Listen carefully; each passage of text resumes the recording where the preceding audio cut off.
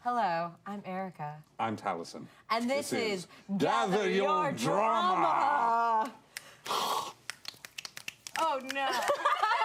Okay. Starting already. Oh, good evening, everybody. We have gathered here all of the cool drama kids from where we were smoking clothes outside behind the dumpster. You didn't even say Absolutely. clothes. I You feel said personally clothes. attacked. Clothes. Clothes. There's smoking clothes We're outside. the the- Roll up clothes outside the neckties. dumpster. And we are here tonight to talk with you a little bit about the method behind the madness, to share with you the secrets of the trade. And Secrets of the trade. Real Oh quick, my doesn't she I'm look sorry. like the love interest from Extremely Goofy movie? Oh my god. I'm sorry, I just have to get it out of the way. We're gonna talk about that for 2 hours. Like, you guys ever wonder why we wear gloves? That movie is deep. Also, Erica, it's not the trade, it's the craft. Yes. I The one with the witches. Right. oh, my craft. Oh God! Okay. I was doing ADR for a thing where at some point and I said like that was with you. It's for Skip Beat, and I remember and it's like they're in the For those audition of you who room. don't know, ADR my is God. automated dialogue replacement. where Yeah, you, and You know we what's had to funny? do I ADR. didn't know what that Yeah. was. We had to do ADR Step into the turgid waters of my craft. My craft. It's the craft.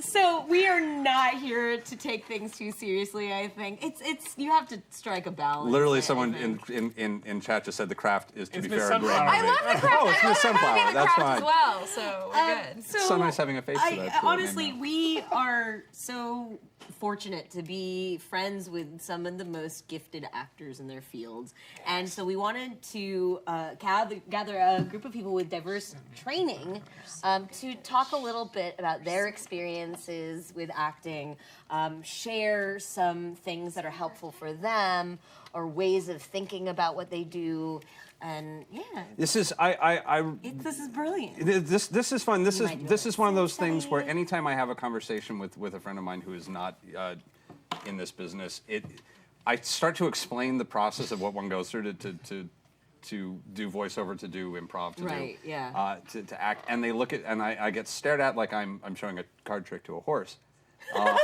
and it's They just start chewing on whatever Yeah. you're holding. Yeah, they start chewing on it. You're like, and oh, slobbering. okay. okay. That's. But this is it is kind of a fascinating question, like the different way, the fact that like the idea of how one performs has actually evolved How over do you centuries. get there too? I mean, Yeah, it's- like and you know, what is considered to everybody even has- be a good performance has changed. The definition of that has changed over even in the last 50 years. Markedly. Oh, Markedly. yeah. That's a word I use I was gonna normally. say, really? Screw you guys. I'm going home. Get him. Not without your boobs. Why Okay. why don't we go around? We should probably, and our esteemed guests can introduce themselves and talk a little bit about Like a their- little what they do and Yeah. where you came from, like what kind of background possibly that you came from to get here. And Start over there. Oh, yeah. wow, I wait immediately a- saw Towson catching my eye, and I was like, Judy! right, Alex, right? That's right. We were trying to Dude, figure yeah, out what Alex. Doug's sister's name was. what? Oh! Judy. Judy, that's yeah. right. Okay. Judy from Doug. Yeah. Like with the beatnik. Yeah. This conversation has nothing to do with what we're here to talk about. Sorry. No. It's Also, just because they pointless Twitch name asked how many people here have actually worked tech as well as an actor. Oh, yeah. Yeah, I You did a have to lot do of it, like things. a little bit. I went to They make you, yeah. boy, this is Oh, yeah, in my I've theater been- program. Yeah, that's yes. what I mean. Yeah, no, Oh, yeah, yes, yeah, our yeah. first That year counts, at yeah. UCLA was freaking, you have to slog and like You work have to tech. appreciate. I'll start. everybody. Appreciate the There's going to be a craft. lot of like weird poncy shit. So I'll start out with the poncy shit. Well, let's see. So yeah, a no. word he I uses. went to Crossroads, which is a performing arts school, which usually means that you have severe psychological problems if you live in Los Angeles and you say that to somebody.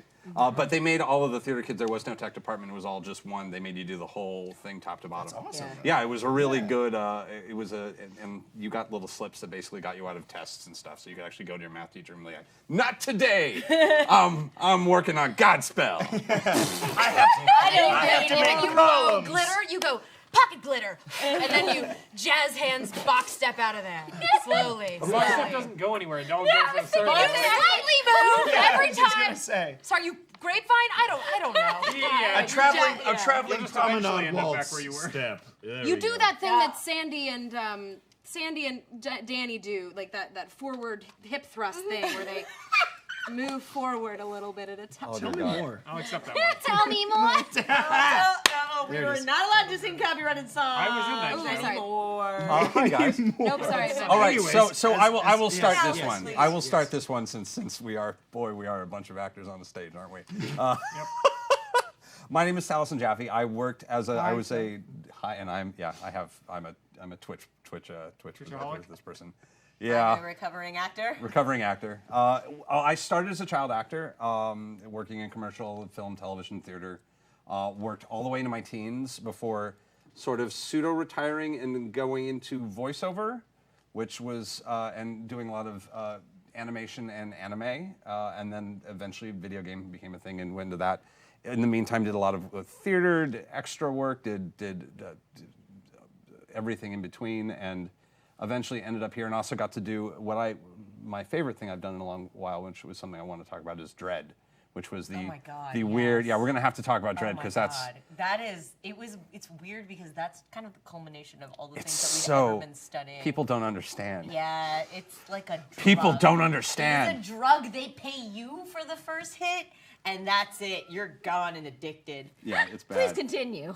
So, yeah, my background comes from that, and I come from a family that has been in the business of either of theater, film, or otherwise for 4 generations now. My God. So this is, I mean, literally, we're a group of uneducated idiots. This is pretty much all we know how to do Yep. Or highly educated in this. in this one way. Yeah, dude, that's what I say. Dude. I It's say a dark that mirror. thing. It's a dark It's the mirror. only thing I know how to do. Yeah, if it weren't for this, I'd just be on the internet alone. You'd have to be yourself might be all able the to- That's so time. sad. No one wants that. That would You be might be. horrible. I'd just be on the internet alone. But I did go to performing arts, junior high school and high school, and it was actually have been taking classes of one kind or another for my entire adult life and chunks of my childhood and teenage years. If you can find the commercials of Taliesin. Dude, Oh, you've man. shown those Oh, on good. here. Oh, yeah. Oh, yes. good. The Kellogg's. Look for the Kellogg's. Oh Little man, no, girl this type. is drama night. If you can find the after school specials where I'm crying after being Baby bad touched by like a sports coach. It's good. Whoa. It's good. Whoa. Oh yeah, what? I look like I mean like when I was a kid, you've seen pictures. I look like butterscotch. Yes. I mean, so like I did a lot of like a sad kid who's been obviously abused and doesn't talk anymore. No. I did an episode of Helltown, which was a show that was on for like 5 seconds, where like they actually had to I was in makeup for hours, where they were applying fake cigarette burns to me. Sorry, As a kid. what? Oh yeah. Well, honestly, when I you got were to- little, you did look like a little kid that like could have been No, burned like, by a lot of cigarettes. I had a very burnable It's a face. I'm specific aware. look. It's a There's a very specific castable look. Burned by cigarettes. at But some yeah, point. no, I did a. very easily victimized. I did an after school special with like Peter Coyote was my dad and yeah, I had to like cry in a courtroom and oh god, there's an actor that kept fucking up. I'm like, there's only so much moisture in my body, dude. Come on. Oh, And then they started rolling the cameras. and then it was a dark show. We had a lot of fun though. It was a very good time. Speaking of dark, Yeah. hell. Yeah, like, what up? I was just saying, Really? don't make him follow that. That was your transition. That was the segue. All right, everybody. Hi, my name is Alexander Ward. I am an actor who specializes in playing monsters, creatures, and inhuman characters. I started by doing the way most people start, which is doing high school theater and community theater. And then I went to an acting college or a theater program in Northern California, in Santa Rosa, and decided I needed more schooling. So I moved to LA and went to another school called the American Academy of Dramatic Arts. AMDA. No, that's ADA. AMDA is a different AMDA's a school. different school. And this has an M in it. So terrible. I'm the worst. I told you I know. can't read and I can't spell. That's good because you're an actor. Yeah, I can't do anything. So, Oh God. I went there and I was like, well, I love horror and stuff like that, but no one plays monsters for a living. That's not a thing. And then I met a makeup artist who was like, hey, do you ever think about being a monster? And I was like, yes. And then he was like, come this way. Wow. And then I started going to industry conventions for makeup artists and things like that. And I started sitting as a model for makeup artists. And then those makeup artists went to work on shows. And then they were like, hey, you want to come do this thing? And I went, yes. And then I started working on shows and movies and things like that. So that's how that happened. I've been watching a lot of you lately. Wait. Yeah, we've all been. Say what you're So on, right Alex. now you can see me on the new season of Westworld as the big old white drone host guy. All of those are me. Yeah. Also, the chat is like, Alex looks normal. I'm scared. What does that mean? Well, last time I was on here, I was in a big old mask with horns and a bunch of Yeah. stuff. So, Oh, wait, that's okay. right. for the Yeah, drinking you're draw a episode. lich. So, like, yeah. yeah. And there's also the American Horror Story masks you can buy at your local Halloween Alex store. is Westworld. Is Westworld. Thank you, Miss Sunflower. None of I- these people look normal. That is true. We are actors. Yes. We are the I- opposite of people. I'm gonna keep saying I work on some other things. I do a lot of creepy stuff. I'm usually in a lot of makeup, and I usually have no eyes, or I'm missing some other part of my facial features. Or what? Or body. Or body. Body. But yeah, I go through a lot of heavy prosthetic makeup and in a lot of suits and stuff like that. Patience So of a that's- saint, I'm That's assuming. what, yeah, makeup Yeah. anywhere from 2 to 6 hours generally. So What's your longest? 12 hours in makeup. Getting into makeup. It was a full body old age. Whoa. That was fun. And then how long did you shoot in that makeup? I was So in what the- do you mean full body? What do you From get? head to feet is what I mean. Full body. I mean, I had some clothing on, but like they didn't, That you know, time. do makeup on my junk. But like, Okay. That time. Well, that's okay. I also have no personal space issues anymore because everybody just gets to see everything. So like, you know. That's generally important par to for be- the But like, course. how Comfortable long in your is the skin. work day after Well, so 12 hours that of one makeup was application? for the 12 hours was a makeup test before we did the thing. The actual application on the day took 8 hours, and then I was in it for another like 8 hours, and then it was like a 4-hour removal. So like that was how that went. 4-hour removal. I Yeah, would just be ripping it off was me, like- like screaming. Yeah, but then your That's then bad, your yeah. skin screams for like 4 days afterwards. So you Oh, have to yeah, I you have to be guess that's patient and sit true. there. And then, I did Halloween Horror Nights for Yeah. one season, like was like 4 one years day. ago, for one day. But I had a vampire prosthetic, and I would like rip it off, and oh, it hurt. you're hurting me. I was so mad at the end of the day. I was like, I want to get out of here. I'm sick of being a vampire. Out of curiosity, how many of like a everybody dissonant here people. has been in a haunted house before? Has like worked at a haunted yeah. I house? used to work worked? haunted houses. Yeah, That's worked where I on actually. haunted That's kind of how I started doing the stuff. Is working haunted houses. Yeah. Oh, cool. Yeah, I worked since 8th grade. I volunteered at haunted houses. Wow. Because you're so tall and I was not tall then. I did not hit Really? this height until after high school. I graduated high school like 5'10". Which is still Tall. tall. How, Yeah. how tall are you I'm now? 6'4" now, though, so like that was like, You were 6 inches after high yeah. school. I have the stretch marks to prove it. I love Well, you. that like we kind of laughed because I was 6 foot going into 7th grade, and then we have a friend who graduated high school. Was Dash like 5'6", Yeah. 5'7", and then he is now 6'5", Yeah. and it was all happened all in the course of a year. His bones are shot. Yeah, It's he's just like, awful. That's horrifying. But yeah, so Yeah. No, it's me. My name is Erica Lindback, and I am an actor. I do mostly voiceover work at the moment. I started out doing theater when I was like community theater when I was 10 in Greenville, North Carolina, which is where I lived for 18 years. And Sorry which for was- North Carolina. Oh, okay. That was the I was saw just the saying, look. 'cause you were I like, saw you're the look, very and I was interested like, all of a sudden. I was like something North Carolina, something North Carolina. So yeah, I'm sorry. I'm so distracted by my face on this monitor. I'm distracted by your face. God, okay, so no, not in a good way. Jeez, no, I'm an actor. I have so much self-loathing. So yeah, so I started doing community theater. Started doing like I did theater in middle school and musical theater, and then I did a little bit of film stuff locally in Wilmington, North Carolina. And then I ended up. Oh yeah, I'm sure you've been there. film there.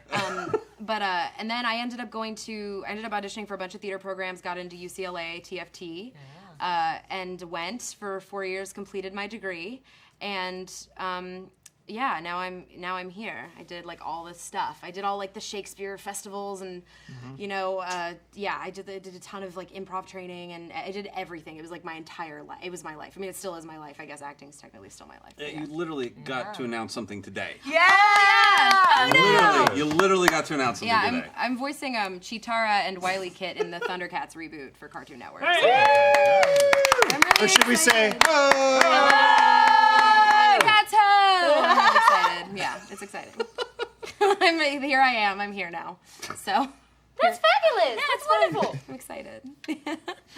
I'm my Amy God, Dallin. Erica's A lot of you know me from here. I also grew up like community theater kid. I like high school theater, tech ourselves, but like I didn't go to. I went to the science and math school, not the dedicated art Sure. school. So we were doing the like squeezing it in between classes version. I did study it in college, but it wasn't a conservatory program. I went to UNC and did a dramatic arts degree. Cool. Yeah. So it like we did. There was like the academic version of it, but they have a wonderful professional theater at UNC Chapel Hill. So that was really great because you would work behind the scenes on those shows with like. So there was one show where like my job was to there was a guy played like a terrifying convict, and my job was to reapply his tattoos every other day. Oh my goodness. And he was this very friendly professional actor from New York down in North Carolina, like just trying to make small talk with the random student who was assigned to paint on his weird tattoos. But so that was lovely. You get a breadth of experience really contributes. You get a nice large skill set. And I moved out here. I've done different scene study and different other things, and then I've done like short films and friends things. But acting work-wise, the most interesting stuff I've done has been here. As it turns out, making it up as I go on role-playing game shows. It's A job I definitely didn't know was It gonna. is still acting. It absolutely is. Yeah. It was just one of those like. Technically, I've been training to do that my whole life, but it wasn't a job at the time. existed at the time. So that's because that's the other thing I did with like I did theater and then we played role-playing games, and it turns out those were compatible skills. People in chat are also pointing out that today is Amy's birthday. And we can sing that song because the rights aren't there anymore. That's Take right. that, Mildred and Patty Hill. You don't own that song anymore. You know the names. You don't They own own me. it. You know that Incredible. one's. That's They that used one. to own the song and you couldn't do it. Yeah, you couldn't do it. That's right. That's why you never heard "Happy Birthday" on the television show. Yeah. Right. Yeah, all right. You heard like a restaurants, too. weird off version of it. Happy birthday from all of us to you. Happy birthday, so we can party too. Is that the one they sing at Chevy's? We've been in food service. We're actors. Same. Same. Actually, that's That's not who's been in food service. I used to work at Coffee Bean and Tea Leaf. I've never been a waiter. I know. I've worked in a been, video I've been, rental, I have been a MC barback. I was bar. Yeah, we'll get to me. We'll get to me. Slash barback. It's Hi, everybody. Jesse. My name is Jesse Merlin. It's so interesting to hear you talk to Allison. I'm also fourth generation in the business. I found a bunch of pictures. My great-grandmother was like a baby Jane. She was a child star in the 1890s, and she toured on the Orpheum circuit with Sarah Bernhardt. Oh my god. But my you, grandparents Jesse. were I love writers you so in the much. 30s through the 60s. My grandfather was a blacklisted union president. He was the founder and first president of the Radio Writers Guild, and he wouldn't testify, or he wouldn't name names when he had to testify, so he was blacklisted. And so, like, I grew up with, with a family that had a real awareness of that. My mother was the little girl in Flipper. She was also did some movies in Broadway in the 60s as a child. So, like, I grew up in this milieu, but I like to say I dropped out of a very good school. I went to NYU to study acting and directing, and I hated it. So I finished there. But as a late teen, I started studying opera, and I got really interested in opera. And I ended up being a full-time professional opera singer for about 11 years. And I like to tell my friends, it's like, if you think acting's hard, try classical music. Because it's like, I've got a really great career angle. But no, it was interesting. I did about 50 roles in French, Italian, and German, and a little bit in English. And now I mostly work in horror. I do some voice work. That's how I know some of these folks. There's a little bit of a Street Fighter reunion here. I'm the voice of Fong in yeah. Street Fighter, and she's Minot, May right? not, yeah, may not. And Blanca. And of course, Woo! Electric Monkey Man, and I work a lot in horror. I think my big thing the last 6 years has been playing the decapitated zombie pervert Dr. Hill in Reanimator the musical, carrying my severed head around while singing, which I've done all over the world, and hopefully the soundtrack will come out later this year. It but is it's- spectacular. Chat Yeah, is I love it enchanted so by much. your voice I have- and hoping you'll sing, but Oh. he's not here to entertain us like that, Oh, everybody. chat. Like I've, that.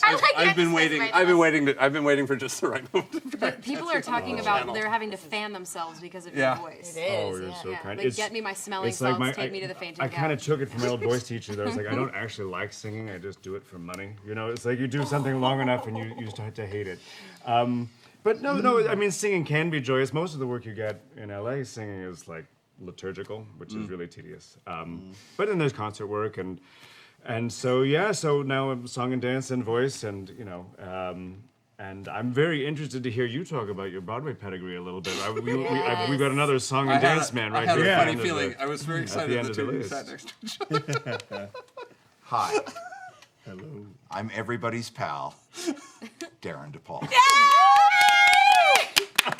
I've done a lot. I'm old, and I did a show on Broadway. Did a lot off Broadway. Did lots of national tours. We were at the Amundsen last night where we saw a play, and we visited the poster from the Little Shop of Horrors tour that I did that played the Amundsen. It was so And it was like, that's the poster of the show I did here.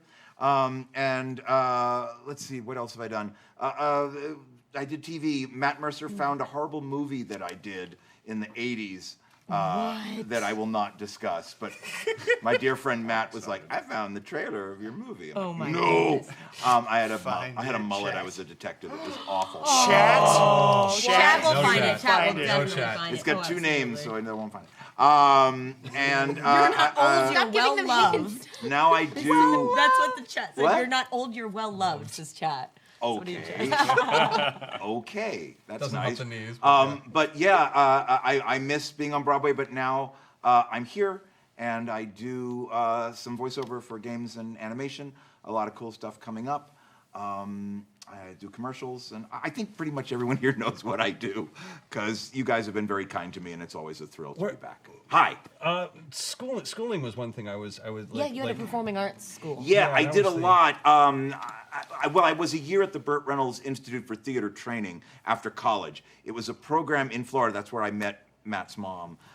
It was a year. Mr. Reynolds took us after college and let us live in the theater for a year. One show we'd do the lights. One show we'd work the sound. That's super cool. One show we'd work costumes. It was getting an appreciation of everything. And he would bring in, Charles Nelson Riley was our teacher for the year, who also into opera.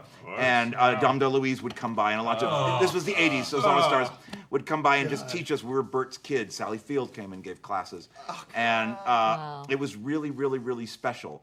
And it took a lot to get in the show. But I lived theater for a year, came to appreciate every aspect of it. And then went to New York and started doing improv and stand-up, and then got back into theater. It's just back and forth, but everything that I've done in my career has led me to this moment of being in voiceover and doing what I do. You always go, I have that experience as well. I have a strange experience of eventually ending up in voiceover and the weird, almost like physical contortions I have to do now if I go on camera. Physical of like- contortions? Thank you. Oh my goodness. Well, somebody I think might have found The movie. Wow, a you said summary it. of the movie or something. No, No? that's not the one. Oh Or yeah, American Rickshaw. yep. but it's American Rickshaw. That's what Never others. said American Rickshaw. Or American Tiger, it's called. It was with Olympic gymnast Mitch Gaylord. really. Yes, and Donald Pleasance. Donald Pleasance turns into a bloody pig. I love it. It's a movie from the 80s. An Spoiler. actual- Wow. Like an actual pig? Oh, it was awful. It was a terrible film. We were hoping that Mystery Science Theater would do it, but it's so awful that no one could sit through it. I brought friends over in New York a while back to go, you want to see the movie? And after a while, like, we just can't watch it. My mother actually was in a film that ended up on Mystery Science Theater 3000. I was so proud. Oh, Which wow. one? Brainstorm. Brainstorm. I haven't seen that one. Yeah, no, it's terrible. It's terrible. You get excited when you get a film because and a play because no one sets out to do a bad show. But everyone does. And then you're in the middle of it and yeah. you're like, oh. Oh wow. I'm in the middle of I have this. a, Yep. Too late. I have a movie on Netflix that's got 1 star. Yes. It's got one Yes. star on Netflix. It's called Well, but- Pandemic, and it's a zombie movie. And Are you all the zombies? no, I'm 2 of them. Pretty only much two everywhere. scenes. But like Missy Pyle's in it. Like there's actually just some gonna people in say, it, yeah. and she's amazing. Now, She's I great. did not work at a haunted house. I designed them. The Jekyll and Hyde Club, after I worked at the Adventures Club at Disney. The Jekyll and Hyde Club was this big theme restaurant, and I hired Missy right after school. So I worked with love Missy. So with that weird connection. Whoa. of- yeah, and she played like this dark lady with a big spider on her head. I designed a costume with a big spider hat. I used to design haunted houses too. Yeah, That was a weird thing that I did. This is everything I was hoping for. Right? Everyone in my God. between You know that about move. me. They need to Wait, embrace. did you also work on the Playboy Mansion haunted house when Cypher was doing I it? built some 'Cause stuff. I never went. Oh, I didn't want to get sticky. it was very sticky. It is you, sir. The spotlight Oh is boy. Yeah. Oh, you're right. is that my segue? Yes, Yeah. indeed. Speaking It's not any better than mine. Yeah, it's Speaking like of everyone's- sticky at the Playboy Mansion, yeah. Sorry, it's too easy. It's you can explain the running gag of this Halloween gig that so many of us. I'm just gonna power through it. My Okay. background. I also started out as a child stage actor. Actually, I didn't do my first movie until I think I was like 17. Any sort of film at all. So yeah, I South Coast Repertory Theater down in Orange County, and what was called the Orange County Performing Arts Center, and was taken over by a family, and I can't actually pronounce their last name, so I won't bother trying to say it. Yes, Starts with an S. yeah. Segerstrom. Segerstrom. Segerstrom. Segers. They also make ginger ale, I think. Seagrams? Anyways, so no, I went to basically in high school. I was kind of split between all my different interests and everything. I wasn't really sure what to do. I come from a math and science family, so I kind of thought I toyed around with the idea of it, and they put me into acting and sports because they're like, he's got a lot of energy and likes to talk a lot, so we'll just get him out of the house. And I was kind of thinking about it, going into the arts, and I was like, no, I can't. Like, literally, my mom is a math teacher, and my dad, builds things that go into space. I don't want to be that guy that just disappoints the family. And so when I went to, I went to the University of California, Santa Barbara, and I applied to be in both their history program, history school for medieval studies and archaeology, and their engineering program. And then I took a, general education GE classes. You have to take an arts one, and there literally was one called DA Dramatic Arts 5. It was a basic level. It was like, learn the basics of acting for 4 whole units, meeting twice a week for only 2 hours. And I went, ha ha ha, easy units, let's do this. And my teacher was a doctoral candidate, Jason Narvi, who played Skull Skullovich in the original Mighty Morphin Power Rangers, was my teacher. Quick sidebar, somebody at the end of class one day, because everyone whispered, I was like, I think that's Skull. I think that's, you say something. No, you fucking say, I'm not saying shit. So someone was like, bye, Skull, and he went, ha ha, fuck you all. And we're like, oh God, it's him! So anyways, but he actually, we were talking about Rosencrantz and Guildenstern Are Dead. He actually saw in me that there was an energy and a passion that probably wasn't going to go away or be satisfied by an academic career. And he literally gave me that play, and he went, "Here's your final test." And I was like, "We're supposed to do just a 2-page thing." And he goes, "Nope." And I went, "Oh God!" And so I did it, and literally he was so hard on me and broke me down and made me do it over and over and over again, and all these crazy things, and it was so frustrating. And then I finally did the final performance, and I was just like, and I ended it panting. And I was like, and he looks at me and he just kind of goes, and I kind of went, "Oh fuck, I'm gonna become an actor, aren't I?" And it changed my life. It changed my life. I told him that once, and he literally was like, "Don't tell me that, no," because now I get to blame him.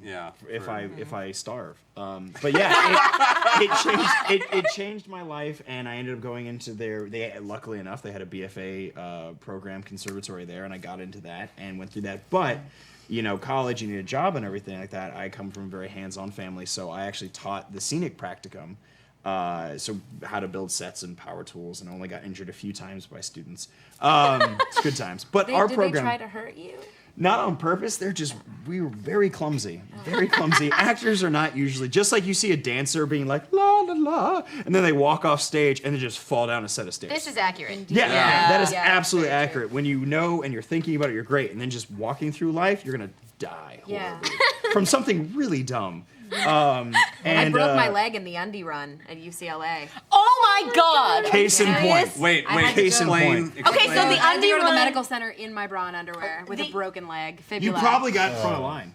I did get in really fast. I can't believe. So the Yeah. undie run is it's after the end of every quarter. at the end of Zero every quarter quarter to system. let us team all the run. students in UCLA just get into the quad in their underwear and just Skivvies. run Yes. through the campus. I did not go to this school. It's so. Did you go to UCLA? Oh yeah, I'm a okay. Bruin. Yeah, Oh, I cool, transferred yeah. from CSUN. But Totally, yeah. yeah. So I used to do any run in a Sorry, I didn't V mean for to Vendetta hijack mask. anything. Never mind. I mean, Let's I went to forget this ever UC Santa happened. Barbara and lived in Isla Vista, so that's Thursdays. Right, I know. Okay, yeah. Those of you that We used know, to visit you for know. Halloween. Yeah.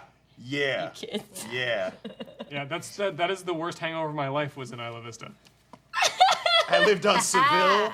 I knew what was Oh up. no! I used to carry friends in shopping carts. Here's what you do. Quick acting. This is a great, because it's always great to find reasons in the real world to practice your craft, as we say, right? And so it used to be because I didn't drink alcohol. I didn't drink alcohol in college really. So I was always kind of the designated carrier because you walked everywhere. So I would just carry my friends. That's Yeah. what happened to me because I also didn't drink Yeah. and stuff, and so I'd have you to just like, throw people them would over- like you yeah, throw people would them just over like your lean shoulder. on I'm me sure Erica or threw them something over like her that. shoulder. Yeah. Yeah. But I would carry, and then so if there ever was Isla Vista Foot Patrol and they'd see people like drunk and being rowdy, I'd be like, oh no, guys, like go down the alleyway, and I would just be like, brr, brr, brr, brr, brr, and bounce off of cars, and they'd be like, sir, and I'd go, yes, officer, and they'd be like, have you been drinking? And I'd go, no, it's a school night, and they'd just be like, shining a light in my eyes, and they'd be like, weird freaking kid, and I go, sorry, I'm late for my play rehearsal, and they'd be like, oh, yeah, theater kids. Dude. But anyway, so yeah, so my particular career, I am known for actually a lot of weird random things, voiceover as well. I've been very fortunate to be able to do some of that. And just normal acting, I try to do a play at least once every other year, but it's really hard Oh, man. to fit play rehearsals, and it's just a lot of time, but it's always wonderful to do. But then also kind of more action acting and stunt work, because sometimes you're a stuntman who can talk, or you're an actor who can fall down. It's That's it's literally Great. Alex will back me up I on do a all lot of of this. stuff. and you're also in Westworld. You can see little glimpses of you. I Running, carrying cargo boxes, and then things we can't talk about yet. Yeah. But no, you're but in the first episode. I am. Yeah. Yes. Oh, you are. Yes. Yeah. We landed Yeah. boats. We landed boats. Oh my on the God! beach. Yes. Carrying in Malibu. gear and It's stuff, great though yeah. because Melody Ranch, where they film, is literally like 10 minutes from my house, and they Oh, called me like, "Hey, we want to hire you to do specialty stuff," and I was like, "Great, yeah." And like, cool. So you're shooting down like in South County, and I went, "No!" at 5 a.m. No! In the water. Oh! And we probably won't give you a wet bump. Oh, come on. So, anyways, Okay, yeah. you actually have to just explain this. Wet bump sounds weird to wet bump anybody who's sounds not. Oh, Yeah.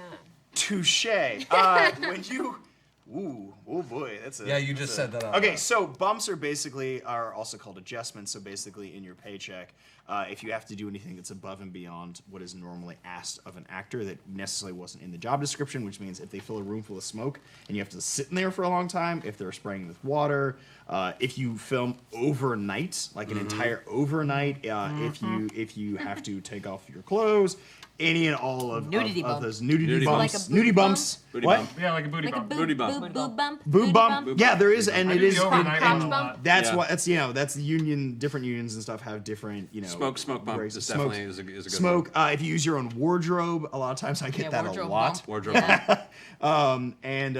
Or sometimes for stunts, there's just stunt adjustments that if you came in to do. The only time I've ever actually gotten one was on CSI New York, where Lieutenant Dan Gary Sinise was chasing a perp in a Boston fish market for CSI New York, and we shot it in downtown Los Angeles, Hollywood.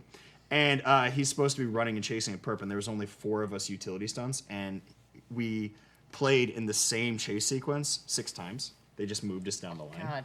And in one of run them, bump. yeah. And so is basically, and he's pushing by, and he tripped, and I got smashed face first into a brick wall because I was supposed to be talking to my friend, and then he actually accidentally tripped and hit me, and I just went bah! Oh! And my friend was like, "Oh my god, acting!" And we're just like, and then they yelled cut, and I was just like, "Oh!" And they're like, they yelled cut, and I was like, "No, really!" Like, and they go, "Oh damn!" And Gary Sinise came over and was like, "Sorry," and I was like, "That's cool." And he was like, "Cool." And the stunt coordinator was like, "Thanks for not making Gary feel okay about it. He's really protective about stunt people, so have extra money." And I was like, and that was literally, I have taken way worse hits, and you never get Why did bumps. I think you got the bump? You were gonna get the bump because you had to get like shoved into a pile of fish, or you were like I thought hiding that I under There really- was a pile of fish, and I did get shoved into it. fish How seemed did like you a- notice? The fish seemed like an important part of the story. Yeah, yeah. I don't feels know. I inevitable. don't know. I just thought like he's hiding in the fish. and he jumps out. What's the old story? It says like if you show a pile of fish in the first act, you're gonna Chekhov's fall gun. into it. By Yeah, Chekhov's fish Chekhov's pile. fish. Chekhov's pile Yeah, of fish. Yeah. Yeah. It's inevitable. Anyways, so school, and I learned Yeah. how through Shakespeare that you could sword fight and talk and act. So that's how I got into stunt work and acting while doing that. And then I do lots of other random things. But hosting has been my new thing that I kind of fell into a couple years ago. Because people are like, you're gregarious and have no personal space issues or problems talking to anybody about Wow, anything. I've never heard it described that Yeah, way. yeah. Literally, they're like, we feel that you could talk to anybody about anything, Yeah. especially things you have no idea what you're talking Yes, about with. yes. Would you mind just going out there and being that? And I'd be like, okay. So I did film festivals. I used to dress up as silent film stars in Santa Barbara at the Arlington Theater when they'd have the big pipe organ and play all the old movies. And I would literally like be the MC and stuff like that. And then people were like, we've seen clips of that. Do you want to come host this or host that? And that's how I fell into hosting, and I love it. So yeah. Yeah. Oh. Yeah, what do you do? Oh man. Besides slay with this hat. Oh yeah. Thank you. I'm Brian Forrest. Yeah, your name is important. I'm really tired. We had a long talk about the hat. Like Taliesin started out as a child actor. Both of my parents were in film. My dad was a camera assistant. My mom was an editor. And they found out that I was extremely energetic and outgoing, and they thought maybe that I could burn off some steam doing acting. So I did a lot of commercials and an episode of Full House and you have some to see this. pilots. And so I really enjoyed that. I went through a really, really tough puberty. And during that time, I did a lot of theater, and so we always did scene study classes, a lot of Shakespeare. You're We all thought it horrible. was going to be a I'm laughing drug. just because And I of, like- did a lot. And I mean like an ungodly amount It of is theater. It is like a phrase hard of line tough in it. Puberty just Yeah. made me laugh. Like, it's just, It was like And it you're hit me you're like being a really emphatic about it, so I'm Yeah. trying to think of like what a really tough puberty looks like. Oh man, It's just like glasses, braces. I was like, like oh yeah, I did skinny and just Oh, like, yeah. Like imagine like awkward. young Yeah. kids on the block posters or something like I don't know. Yeah. I was like that's We really had the rough. same puberty. It was real. it was And you it turned was out real roughly rough. the same. It's Yeah, nuts. it's amazing. And so but then I took time off of acting when I hit college. I was pursuing violin very, very heavily in high school, college, and it was a performance that I enjoyed, but knew didn't fulfill me completely the way that acting did. So I continued on in the Shakespeare at UCLA club when I was at UCLA. Oh, cool. And just kind of getting my fix wherever I could, like little supplementary units. Yeah, it is. It's Yeah. like a drug. Being on stage is like a drug. It is- that is and fair. and you know when you come off of the stage, there's the come down. It's like hitting a brick wall, and you just will do anything to get your next fix for it. So you just like take off all post-show- your yeah, clothes, post-show run, depression. Post-show run in depression. front of Roy. I mean, It's no, more like a never- drug to Erica it's than not. everybody else. Yeah, and so I've just been doing theater and on camera my whole life, and musical theater as well. When I was younger, I used to be Yes. trained. I had a trained voice. I really missed that, not being able to just sing, because now my voice is I'm a little pitchy, I guess. And Exercise. that's all. yeah, I could do that, but I went back into theater in a big way post-college. I attended the Lee Strasberg Institute for Film and Television in LA, which is the method acting school, and it was really intense. There was a lot of really intense Yeah. stuff there. I did UCB for improv, and yeah. Oh, were you? I went through 301. I was like heavily considering trying to go the route of like stand up and stuff, and because that was like really where my heart was improv comedy. Up until 2 years ago, I would have said that's a trap, but now I don't believe it's that great. anymore. I really feel like I tell everybody that you should do a little bit of improv. It doesn't matter Yeah. what you do or what you aspire to it do. helps me every day. Yeah, it helps you listen. It helps you think on your feet. I think every single host on the channel, or at least there was a time where every host on the channel had some improv training. Oh yeah. It was my snarky, awful LA joke that like improv is like the Roach Motel of acting. Of like, Yeah. like you get in. It's a pyramid really, scheme, It is. So like too, once you're as in, you well. just can't really get out, and like all you can do is more improv, and that's Yeah, just what and you're you gonna just do. and you got to teach it, and then And get that's- more people. to- it's like to you're a Mary take Kay improv. salesperson. It's so. But True. it is so valuable if you come from the set of us where like your primary problem is being too much in your head. Yeah. You desperately need to Yes. spend time practicing not letting that win. Yeah, no, it's a good skill to have as long as you don't overhone it. But then Dread happened and role playing happened. I'm like, oh no, now I'm really Right, actually. and that's So- the thing is that So, yeah. gentle viewers, Gentle viewers. the stage has been set. These, our players, have been introduced. And now, we present to you Act 1 of Gather Your Drama. The curtain rises. And on the stage, we see Taliesin Daffy, professional actor, thespian, director, screenwriter, also actor. Yes. Hello. And you all? Erica Ishii. I do voiceover quite a lot these days, but I would say that once again you use so much of acting and improv and hosting and other tabletop role-playing pursuits. So true. Hi, I'm Brian. My uncle's the producer. Hi, Mom. I'm being good. Jesse Merlin, star of universally ignored hits like Helen Keller versus Night Wolves, and you might know me as Werewolf Hitler and FDR American Badass. You were very good at that. Thank you. I wanted to tell you, Erica, just to dovetail the metaphor I always use for all of us who do theater in LA. I call it like the psycho coke addict girlfriend. You know, it's like it takes all of your time, it takes all of your money, your friends disapprove, your family doesn't understand, and you're like, but you don't understand. She loves me. She understands me. I gotta stay with her. And it's just like how much did this 99-seat theater play cost me? I mean, like thousands of dollars, but you keep coming back. Just, suckling at that wizened old teat. Wizened old teat. Yep. That's how you can work in the words wizened and teat.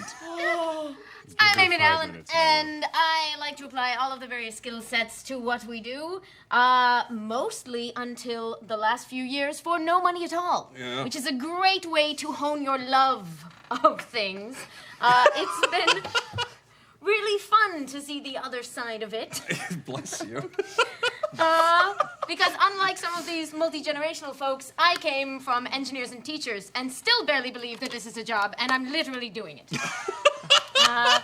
So it's quite delightful to find myself here, but still sort of making it up as we go. Oh, I'm so excited. Now, once everyone's done.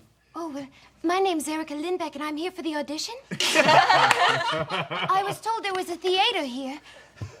No? Oh, maybe I should go. Oh my God, you do that well. Eve Harrington. Yeah. What? Oh, my name is Alexander Warden. Why am I here? I was in Richard III. There were 5 curtain calls. Act 1 is a very interesting act in which the players that were introduced reintroduced themselves. It is experimental theater. Is it Brechtian? Well, we wanted. Yeah. I was going to go in. This is one of those running gags in acting that is like a joke that kind of makes sense to people outside of acting. What the fuck is method? Oh, God. Okay. It's that guy that sings. I'll tell you what it's not. We're going to start there. We can talk about I it. will. Okay, actually, does anybody Help, else have Darren, method help. training? Yes. has Uda Hagen. Uda Hagen. Oh, great. Yes. Everything. God. Everything. So So yeah, there is a my- method to this madness. My teacher, Robert Halleck, was he studied with Lee Strasberg directly, and Lee Strasberg came from this mostly Russian school of thought. You know, it's grounded in reality and the idea of being truthful. I will tell you, first of all, what method is not. It is not being a dick to your castmates and to your crew. It kills me to hear the stories about these mostly men in Hollywood who are like, sending pigs' heads to their coworkers and won't break character and That's what that is. Like not to say anything bad about Daniel Day-Lewis, but he's one of the best examples where they say that he's method. Yeah, but he doesn't break it. Because I feel like that's like a thing that I feel like has been written about a lot. Yeah, but he doesn't They break say he doesn't character. really break character. But at the same time, too, they do actually teach about respect for your fellow players and respect for yourself. First and foremost. Respect for yourself, taking care of yourself, your health, and your body, and it's really it really at the root of it is about truth and finding that truth however you can, but just really don't be a dick. Real quick, the example they taught us in my conservatory of the dangers of it. And in my conservatory, and I think also the UCLA program, they literally just and at ADA, they give you a little bit of everything. Yeah. Especially in Because undergrad. Yeah. Because years and years ago, it was you had to subscribe to one thing You had or to pick die. a team. Yeah. Pick It a was team like or die. Meisner or die. That's Stan true. the man. It was like Stanislas, very West Side whatever. stories. Stanislas, It was like one thing or the other. Now what they do is, and what I do is, I literally nowadays, I just do whatever works in the moment. Like Exactly. I'm in the, you gotta cry, make it work, make up something about a dog you had when you were little that died of a brain tumor, whatever. I have things that I think about. Yeah. Imagine your brother's dead, whatever. I have certain things, but sometimes it really affects you. Sometimes you have to make shit up. You do whatever you want. But years and years ago, it was not like that. It was like you have to be in one school of acting. Yeah. Exactly. And I'm sure And maybe Darren, you know more about this. I don't know. What was Yeah. it like when you were in school in the 80s? Well, real quick, ahead, no, just because some people are like, wait, yikes, what are we talking? Yeah. Okay. Basically, the example they gave us is they said that when method acting first came up, there was an incident in which a young actress was needed to figure out how to find a deep-rooted emotion to cry and be emotionally destroyed. The teacher found out that her mother had passed away, had been sick for a very long time, in a bedridden, and then withered away and died. And literally, for about 4 weeks, every day, they set the scene. They had her bring in things from home, and they recreated the entire bedroom as best as they could, and made her watch her mom die every single day. And Yeah. there's, So a lot of schools, they actually in the 90s and early 2000s, they didn't allow it because some teachers Right. weren't savvy enough to be Real able to. people? Yeah, well, they got a little too into Well, it themselves, and, and- they thought even if it doesn't It got destroy culty. you, it got Yeah. culty. If it That's- didn't destroy you, it's not yeah. good. It got culty. And so there's new ways and new interpretations, especially like what I was ended up taught about the idea of finding the emotion, finding if it's an example of something real world great, finding it, and then putting a pin or a bookmark in that, and then letting the rest of it go. has anybody read The Giver? Yeah. Yeah. So you know the idea That's where you exactly what it's my- like yeah. that's what I always felt like, where you I still use have a thing that's very vivid and clear in your mind, like an emotion or a moment or Happy or something sad. you say, happy or sad, anything, and you just store it up and you can release it, and you just train yourself to release it at that certain time Without just like having going to back dredge up. there. Yeah, without you having to- can yeah, like, yeah, and yeah. I do tend to try and like lean into those.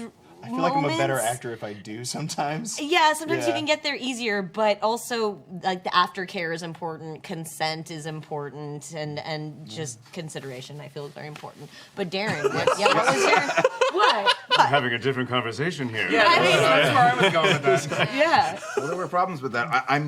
For me, I think every artist is different, and you find something that works for you. Sometimes different years. Yeah. They call it a play for a reason, and it should be about play. Damn it! And I have always been, wins. I've been in those exercises where they do that, where we'll set up the thing, and you'll go in and you'll relive the scene that you talked about, and then I lose the acting because I liked playing it and being in the moment. Yeah. Instead of I'm trying to remember what happened. No, I'm not here. I'm not focused. Some people have to do that. They have to come in and feel the room, and I'm always here. I'm like, okay, but let's just Get on. What was the famous saying before? I'm trying to remember which actor it was to which actor, but it was. Was it the Dustin Hoffman to Sir Laurence Olivier? It was That one? for fuck's sake, could you just try acting? Yeah. And again, some people yeah. need that because they have to center themselves. Yeah. Yeah. Uta Hagen wrote the textbook for a while on acting called Respect for Acting. And it was like, if you are this, you should be an actor. If you are this, you are an actor. If you are this, you're an actor. All of those things, I was not. And she told me many, many times. Yeah. Because she was like, you are a comedian. I'm like, no, I am an actor. I want to be an actor. Because she had a very low view of comedy. It had to be, you know, Comedy this. is complex, man. Talking to you and going, Brian, our father's gone, Brian. Why don't you say anything? Why don't you talk to me? You never talked to me when Dad was alive. And now when I need you most, you still say nothing. Please. You can't do it, can you? You can't do it. You can't even do this for me this one time. You know I need it. You know that this is what has been inside me for years, but you can't. You can't, can you? Acting. I'm not mad at Brian. I'm not mad at Brian. But we just put in the moment, and you dressed me up like a Reinhardt. So we did that. I just brought tears forth. We're having a moment, and then we talk about a Ren fair. I know. Well, no, but like method was so important when I was a kid. I don't know, like when I was starting acting, and like especially I was that kid who had to cry a lot because I looked You were like a getting, kid. you were look the getting way you bad do. touch all the Oh time. man, again, Jeez. the level of like dark comedy that went on behind the scenes of like that kind of Oh, yeah. program where like literally like all the kids made like "We Hate You" art to the guy who was playing the baseball, but it was like really cute, overdone, like, you know, and we all like, we made it for you. He's like, Smiling oh, this is the part where I killed your dog. That's so cute, you know. And like, yeah, it was really. I mean, it's inevitable in that kind of. Yeah. But even as a kid, I was like, there's got to be more to it than this. I feel like I'm getting. Than just cigarette burns and sadness. Well, method is a lot of what New band people name. think of as acting. It's kind of it's when people think of what actors do. You just are like, oh, you just imagine your mom being sick, and then you're sad. I'm like, oh, that's year one. Like that's your that's your first pull-ups. And honestly, I think for me, the thing that I got the most out of it was the relaxation. And that was one thing that I wanted to, like, if we end up doing exercises later, I might show, like, there are relaxation exercises, like, literally getting into your body. So we do this thing called the chair exercise. We'd start that out every day where you sit in essentially you take a folding chair and you sit in it and you move around the different parts of your body and see where their tension is, and you make a prolonged noise and just draw it out and check in emotionally and physically with where you are. This is probably would lead us well into another discussion. Shame. Acting. You mean none? Meaning none. Meaning learning. One of the other things that is so important if you're going to be an actor is learning how to not. I mean, whatever shame you have in your real life is your business. And plenty of us, plenty of us have some of that. So much. But Gather your shame next week. well, put it in a corner. Everyone, please bring a file box. But I mean, like one of the things I remember in acting class, it was a very quick purge of the room. Would be they would give the difficult material that was uncomfortable, material that wasn't the fun shit. I love the fun shit, but like the really fucked up, heavy, not emotional, like rewarding, but not the kind of rewarding you were necessarily looking for. When you first read it, you go, I can't possibly do this. And the teacher goes, that's why I gave it to you. That's why it's yours. And you're like, you're a monster. Thank you. Or you get the people who are like, this is not what I came here to do, flashbacks. and like if you can't do this, then you can't. You don't get to choose what you do in Yeah. this profession. You're told what you're doing. No. Like, It's- you don't get to just go, I only do this, because then you're not going to work. Yeah, and But it's you do have to be careful with your teachers because Yeah. like the right ones give you the right match of the thing that's going to push you, and you watch you can watch the progress they're making with other students. Like it just, if you ever find yourself in the acting scene, beware of gurus. because a good acting teacher can see through you in a really good way, and it looks a lot like the other thing, but like you can look at the people around you, see if they're getting better, if you're getting better, like and there's nothing like a good acting teacher for sort of psychic ability. And man, if you but have watch time out. and energy, many teachers, and you're going to go through lots and lots of And teachers. some of them are going to be great for other people and not good for you, and that's totally Yeah. chill. Like, it's I'm just thinking about all this freaking. Yeah, oh my there were so many God, people I in my can't. school that had like their favorite teacher, and it was everybody's favorite teacher was this one teacher, and she was great. She was a nice lady. She was not my favorite teacher. We did not. We just spent scene study being like, she's like, I don't know what you're doing. I'm like, I don't know what you're doing. And that was our scene study, like over and over again. Was like, she's like, why are you making this choice? I'm like, because that's the choice I'm making. Yeah. You're supposed to teach me. Like, I'm like, I don't know what. takes And then I had, but we just didn't speak each other's language. That was what it was. She There didn't was- know how to deal with me. There was a wonderful director on the Little Shop of Horrors tour, Jerry Zaks, who recently directed Hello Dolly with Bette Midler. And then that was on one end of the side of the street on Broadway, and the other was Meteor Shower, the new Steve Martin show with Amy Schumer that he also directed. What? Jerry's a brilliant director, and I was really lucky to work with him for musical comedy and for because he directed a lot of Raymond as well. But he would just go, my darling, here's the secret. When you ask a question, you go up. When you make a statement, when you go down. That's all you got to do. Just say it. Just say it. And here's a trick. Here's a trick with comedy. Here's a trick, my darling. Don't pause. They're going to know a joke's coming. It's surprising. It's about surprise. Make them come to you. Don't go to them. Bring them in. It was all, and you're sitting there going, I love you. This is wonderful stuff. But it was always, my darling.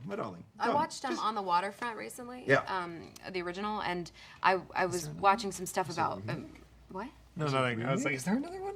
Oh, wasn't there? Was there? Did a they make remake? another Was one? there On the another Waterfront? No, maybe not. The one with Marlon Brando. Yeah. Yeah. Was there ever another one? Or no? Hopefully not. There probably is going to Maybe be. not. I like, think Said maybe it I'm 3 lying. times. I'm lying. It's like Beetlejuice. I'm sorry. I Sorry, meant- one of the I guys meant from On One the Waterfront. Direction. But I was watching it, and I was watching Marlon Brando's performance, and like everyone else in that movie, I feel like their performance was so dated.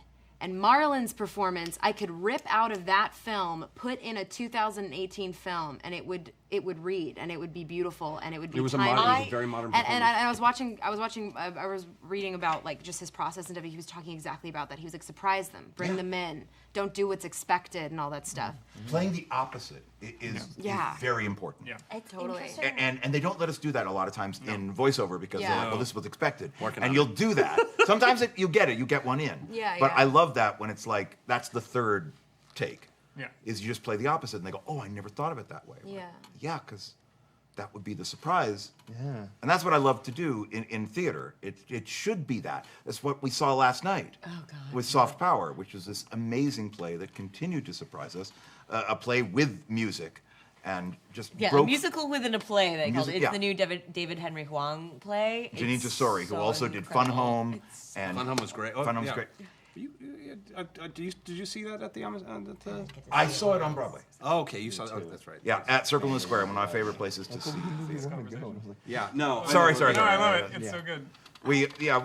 Theater is what keeps me alive, if you will. Yeah. Seeing a good play, being in a darkened space with 100 people, 3,000 people, and sharing this, whether it be emotion that you take from it, whether it be the ideas that stimulate something here, whether it's just, I like the way they're speaking and I like the costume, I like the dances.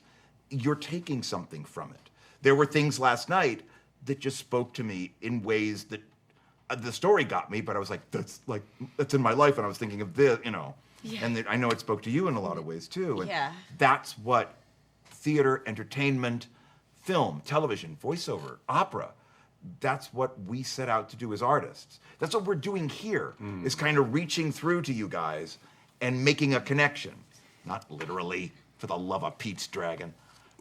Why did they ever remake Pete's Dragon? When you talk about playing against type, is really interesting because like with what I do, a lot of the time, a majority of the time, when I go in when I'm either in an audition or I get on set, the director I'm working with has no idea what to tell me to do. Because I'm in a full creature, I'm in this thing, and they didn't expect to have this. Like they get on set, they're like, oh right, there's a whole part of this thing I'm working on that I spent no time preparing for, and now I have this monster standing here. And they just go, all right, go. Yeah, Oh. I think. And then I make everything up at that moment because I'm like, oh great. And this is now I do a lot of my work beforehand. But when I first started, I was like, great, I'm going to get to talk to the director about this thing. And there was nothing, and I was like, oh. And this is where improv comes in specifically handy. But opera, though, opera has a lot of rehearsal, right? Normally, you know, one point I wanted to make is I think a lot of people don't understand is the differences in style. You don't Yes. approach a video game the way you would approach Arthur Miller, the way you would approach Moliere or opera. And you know, it's interesting, you know, because I studied the method and I take a lot from it, but I approach text like music. The music is not the notes, the music is the space in between the notes. And I think that's similar with just text and with spoken text. And so when I come to text, that's the first thing I do. I approach it like a score. There's a rise and a fall, there's a cadence, there's a shape. Everything is a line. Even when it isn't a line, it still has a musical line within it. But the thing about opera particularly, so many things can go wrong. It's one of the few live performance styles where you have to have stage managers on stage. They can never be away. They have to be right there in the wings. Is that the happy accident and the development is not encouraged. It's the consistent reproduction of the mechanical gesture is the pinnacle. That's what you're reaching for. If you're doing 25 performances, they should pretty much all be the same. And if it looks fresh and if it looks spontaneous, that's great, but it never is. And one interesting difference, between grand singing and like legit stage acting is, I have to think of myself, and I'd be interested to hear what you have to say, Alexander, is as almost like a puppet. You can't, if you're singing, you can't really cry. It doesn't work that well. I mean, maybe with certain kinds of songs, but you can't sing an aria when you're crying. So you have to reproduce the gesture without going to that emotional place yourself. And so it's like I had a voice teacher who taught me to think about your face and your body as like there's the unseen hand of a puppet, and it's not actually you feeling it. But that's for like particularly extreme singing. I mean, do you think about I get a lot of that because most of what I'm doing is under such thick appliances that my face is about yay far from what you're seeing. So there's about a good 2 inches usually of other stuff before you hit my face. So my movements and my facial features and everything I'm doing is so exaggerated underneath to get what's on the outside to move like normal or like whatever this thing is. So everything I'm doing is huge underneath, and whatever emotion or whatever thing I'm trying to convey has to be so big just so that it reads through everything. Because I mean, I've got either I'm in a huge cloak or I'm in something. I'm on stilts. I'm strapped into a crane hung from the ceiling. And so I have to be within all these confines and then still give a believable thing of a thing that doesn't exist. That's the thing. I remember when you started doing all the Sleepy Hollow episodes and people were commenting and we're like, you were so believable as that ghoul. And you're like, have you seen? And I would just look at them and be like, do you hang out with a lot of ghouls? Like, what is the bar? Well, that's the thing. That's for the expectation of like that was right. And thankfully, we've had people who've been pioneering creature acting, Yeah, like they have. Who are not me. I mean, no, I mean, but these kids came in 20 years ago and started putting this together, and I know that you've definitely worked with some of the greats of this Janos style Kowalska. of modern mime is what I'm gonna. Well, yeah, I mean, like if you guys know Doug Jones. He's the guy who was in The Shape of Water. He's been in everything, and he's fucking amazing. He was in Hellboy. Yeah, he started off in mime. Mime is an incredibly good thing to have if you're going to do creatures, because it's all about interacting with things that aren't there, and most of the time, either you're not there or the things you're interacting with are not there. So because everyone's scared of you. No one will act with you, Alex. Everyone's scared of you when you're in your weird suits. You're so amazingly expressive with your hands. I think of I talk a perhaps lot one with of my the hands. greatest physical performers of all time is probably Lon Chaney Sr. And he could show you with one hand exactly how he was feeling in silhouette. Oh my God. And part of why people don't know this, part of why he was so brilliant is his parents were deaf mutes. So he grew up in this play, and he wasn't, but he grew up learning how to express himself physically. And so that's why he became like the perfect exponent for a silent movie acting. Yeah. Well, Do you- that's fantastic. Do you have a favorite Lon Chaney film? If you were gonna send people, Lon I mean, Chaney film, all I can wow. think of off the top of my head is A Man Who There's- Laughs. Phantom of the Opera. If you want to see it, he and gets slapped. A Man Who Laugh Laughs, Loud he is under like basically Unknown. modern creature makeup. Yeah. Rocking a silent film performance through creature makeup in like what year? God And it's his own work. He Yeah. did all Yeah, of he his did own his own makeup. makeup and everything, Yeah, which he is did insane. Spectacular. Yeah, I mean, it's such an amazing performance, and There's so much on him online. People can find Yeah, something that Well, the really original speaks to Phantom of the them. Opera, if you haven't Yeah, seen also, it, yeah. if you can ever see it, and he did some. It is films not with like the modern Joan movie. Crawford. Yeah, he was amazing, and like that's the great thing about what I do is I have these people who to look up to and be like, they did these things, and now I don't want to copy what they're doing, but I got to figure out how I do this in my way, and then I have had the pleasure and the luck to work with some really amazing artists who have put me in amazing outfits, and then I'm just like, oh, right, I look like that, and I look at myself in the mirror and go, I could be that, and then I just go, and that's part of the great thing about what I do is that part of that work is done for me, in that I get transformed into this thing, and I look at myself in the mirror and go, oh, that's who I am, and then I just go from there, and I just get to see that I have wings now, I have this, I have no eyes, I have no mouth, I have no, You make like, a really interesting point, though, because there's this stupid argument between from the inside out, from the outside in, right? Yes. I think of almost Oh. like a Venn diagram, right? Because it's coming from inside you, but everything on top is the final There's piece. a lot of I mean, like, European schools of acting That's- that preach from the outside in, and a that's- lot of more American schools of thought that are inside out. that's more where I prescribe in my acting as when I'm being a human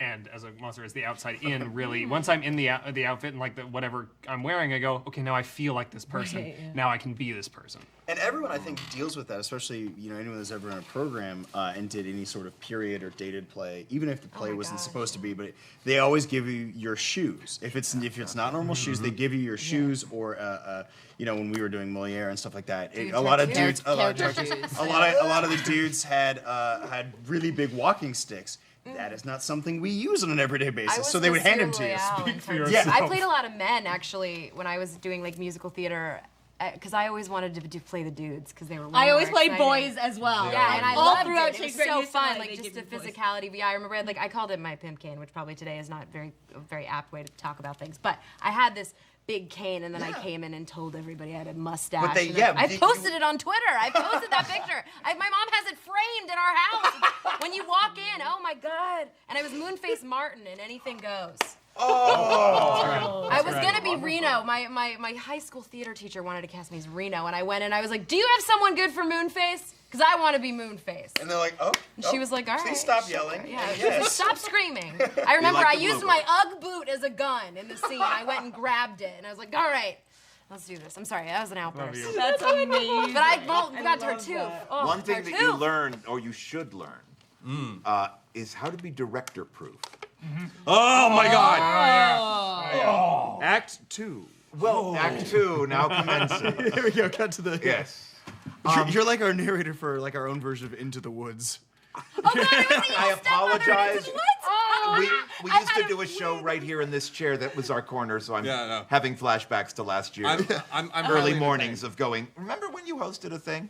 Remember that? But be director-proof? yeah, don't look at me that way.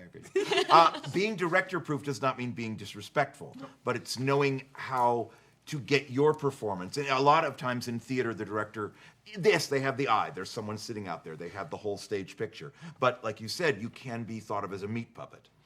And it's when Jerry will work with you and inspire you, instead of saying, you should do this, it's, well, you could. Because what is your choice? I did a lot of Little Shop because Mushnick and the Plant and everything. And I did one in St. Louis. And this director, he loved bringing in people who had been on Broadway, and he had choreographed the entire play in a mirror, everybody's part. Oh, so when Down you to got line there, readings? yeah, when you got there, it was line readings and gestures. And I can't. It was one of the last shows I Explain did. line readings. To Line readings means say it like this. No. Say it like this. Like this. Like Exactly. Say it like this. say it like, Like this. this. Like this. Like this. Like this. Goes up at the Say end. it Like this. Well, I will give an example of that.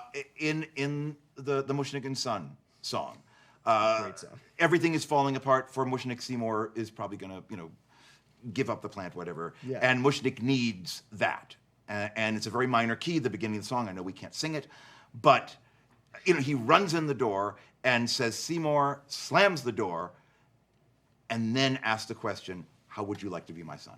Yeah. The song. And that's important because then we launch into the number. That is our starting point. That sets the whole stage for what's about to come so that the number can build. Because you don't want to play the end of the scene. Right. You got to have somewhere to go.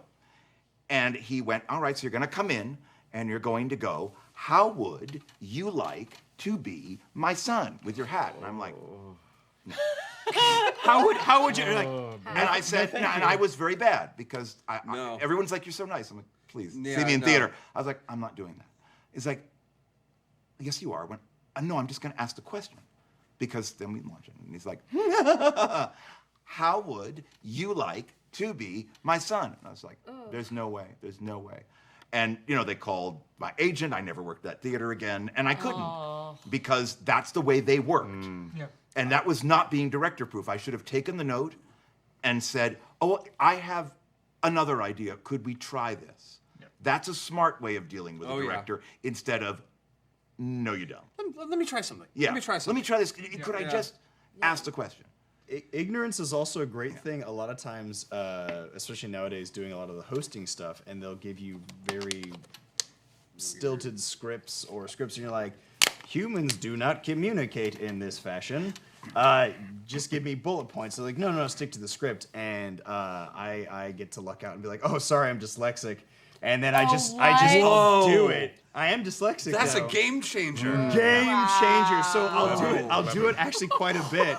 Where I'll do it and they'll be like, that was great. And they go, oh wait, was that the line? And I go, oh my God, was it?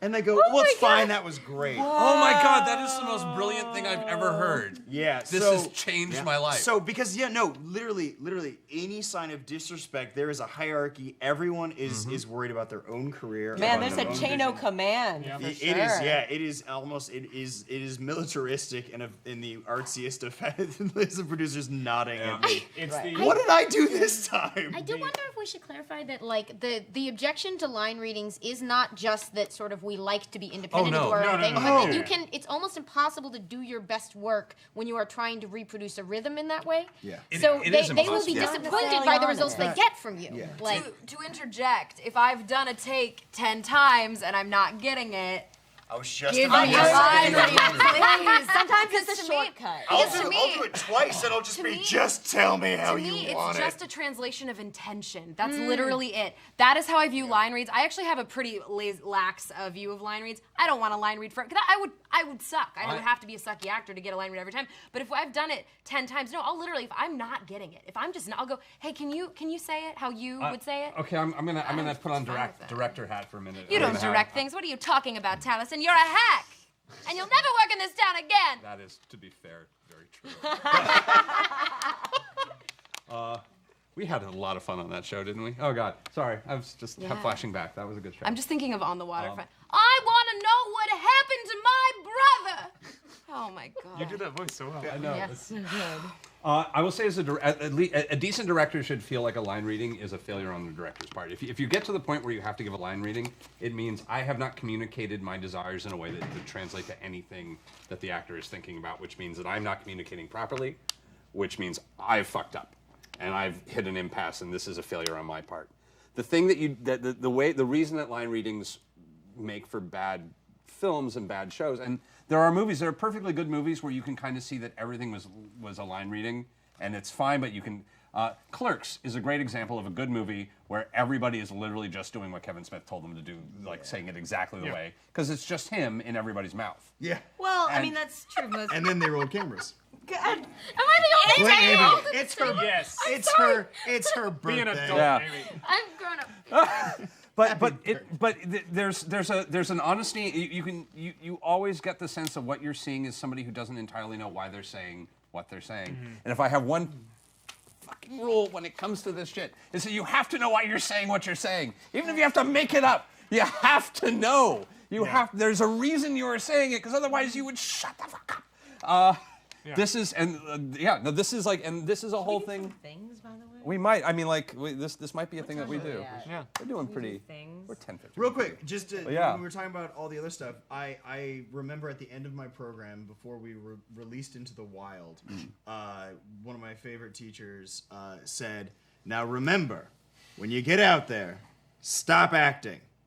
And we went, "Wait, what?" And they're like, "You have spent 4 years learning, 50 different methods, learning 1,000 years, 2,000 years of performance history, culture, technique, everything. You have torn yourself apart, built yourself back up dozens of times. Go out there, forget all about it, just go be and do. And we're all like, we're all gonna die. And I think that really has come of it at a certain point, like you were saying. He was right, though. Yeah, it's yeah. just living. It's It was literally straight- just it's living. being Present. was It's being- being in the moment. Yeah, it's that's being it. focused. That's it. You It's do the listening. work. Yeah, you Yeah. do Doing the the work. work so that in the moment you can just be. That's, Right. That is my favorite way of describing. That's the one I describe all the time. Is just being is my favorite way of describing because that's You're all just doing the thing. you can do is just be that thing. Whatever it is, that thing you're being, be that thing. At the Burt Reynolds Theater, Ken Curtis, who was in Gunsmoke, I don't know if Gunsmoke was the longest running TV show for a long time. They brought Ken down to do Bus Stop, and I understudied him. And Ken's an old cowboy actor, and he had worked with Henry Fonda and all these people. And he'd just go, you know what Henry'd say on set is, you just go out there and you tell the truth, and you try not to bump into the furniture, you know. And that was just like, Beautiful. I love that. that's kind of As it simple in a as lot of things ways. can be. That's It's amazing. really, yeah. You tell the truth. Yeah, So that the audience goes, I buy that. And just one more thing. Yeah. As far as auditioning goes, Oh. and this is a whole nother animal, Oh, obviously. no. But I got the best advice from I'll say it's Troy Baker. Troy Baker. I was working on Avengers Assemble with him, and I remember I was freaking out about every day. I'd walk in and be like, "Why am Jane I here?" Foster. Huh? I was. I oh had to. yeah. Sorry, it's I voiced Amy's yes. birthday. I had to Yeah, say oh it. yeah, I did Jane Foster. I turned into Thor for an episode. It was really cool. But it was the highlight of my life. No, but Troy just was like, Erica, your only job is to show them what it looks like. Just show them what it looks like. If they don't want it, that's okay.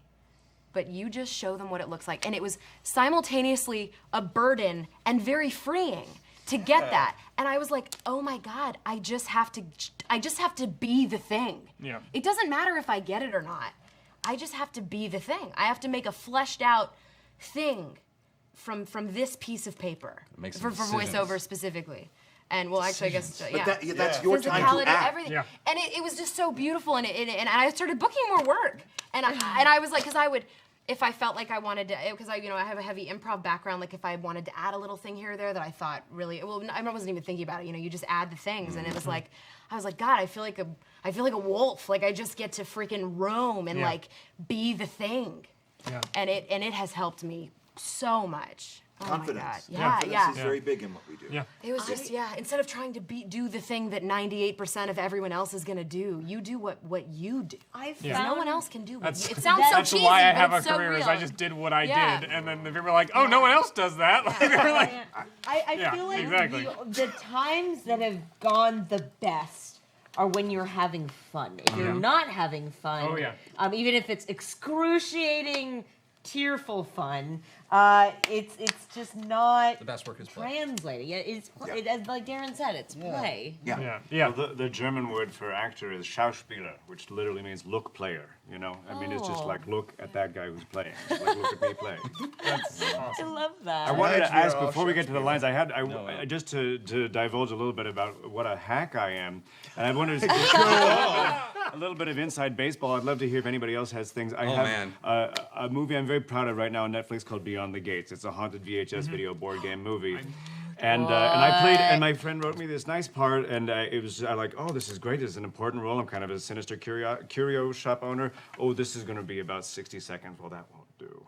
That won't do at all. So I built the entire character around long, awkward pauses in the middle of Oh my God. And it's like, you son of a bitch, I'm gonna force you to keep this camera on me. I need my time. It's the John a minute Wayne. isn't enough. That's And so you kind of reverse engineer. It's like, okay, how does this make sense? Yeah.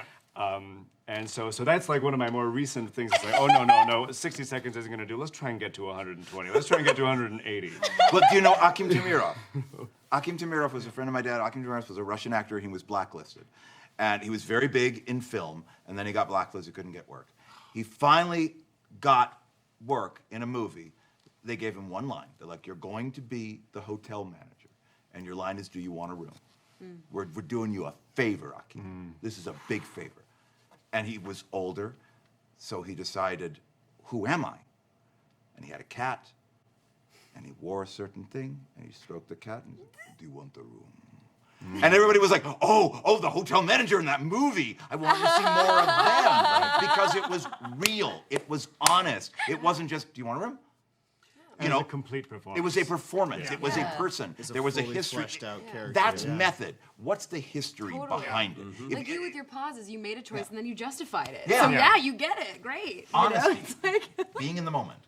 Sorry. I- Getting excited I- talking about I- acting. No, it's the same. Like I'm just like, Oh, like I wrote down. It said, "Make strong choices." Make Yeah. strong. Make yeah, strong make a choices. choice. It doesn't Make a have choice to be the first. right one. Just Just make make a one freaking and choice. Thank you. You will Live love the hell out you of don't it. make Don't choices. just say lines. Yeah. Make My choices. favorite thing, one of the things that it used to happen a lot in LA, a little less these days, or it's happening without me because I live here now,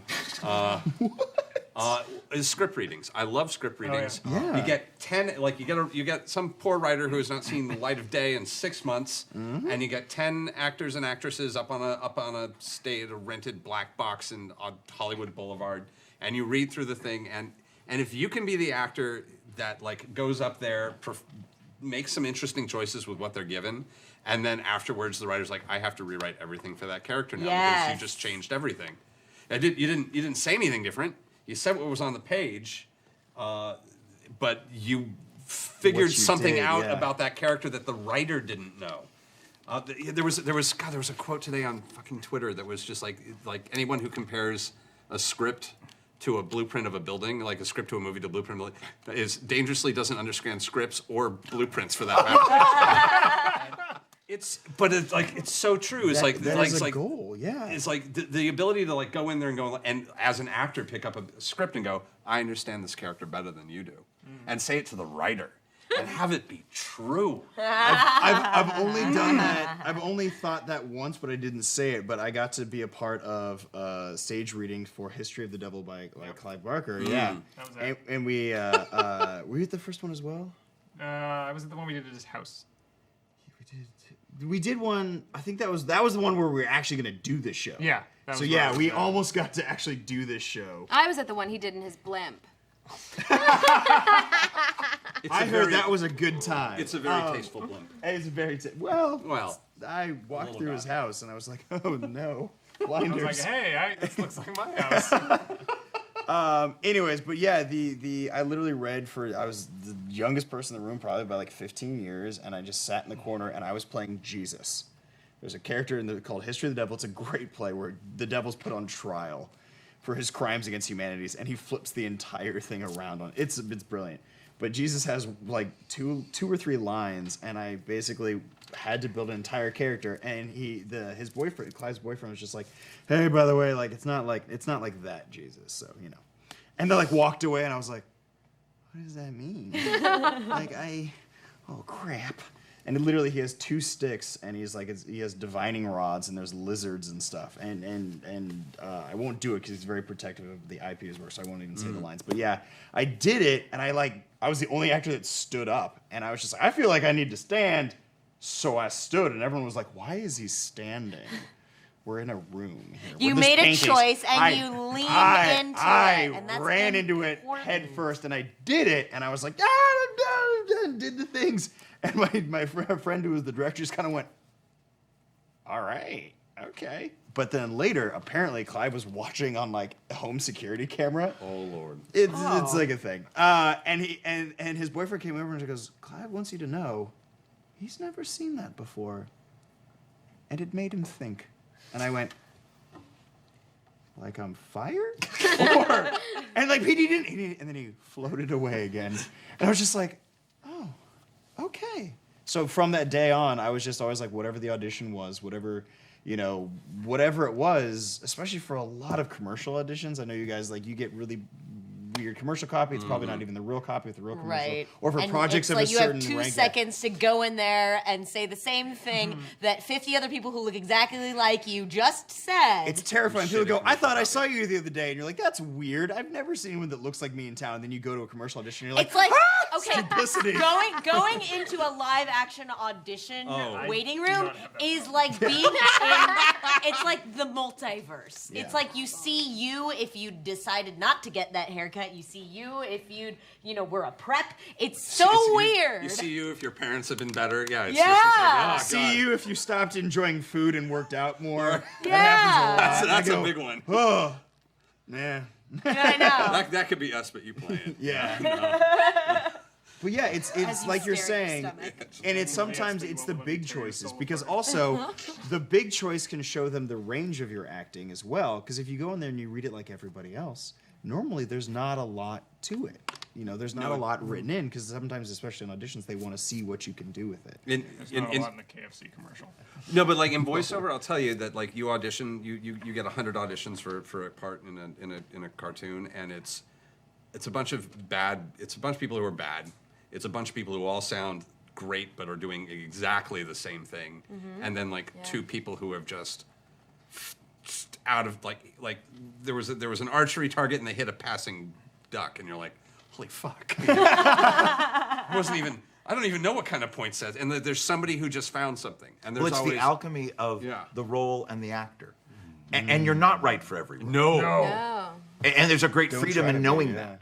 Knowing yeah. what this instrument, this, produces. As long as you're proud of as long as I'm proud of what I did, I don't Yeah. give a flying F if I book it. Are you kidding Yeah. me? Yeah. You As know, long as I- one thing that I really love and admire about the voice acting community that is very markedly different than the live action community. Markedly. Is, So it's a word people use. is I've heard that. if you are not right for something, you will recommend somebody I else. have who done that. I is. literally went into a literally done that. callback and did it, and I went, "Have you had so and so in for this yet?" And Yeah. they're like, "Oh, I auditioned for something for an anime," and I remember going, "You guys need Carrie Karanen for this."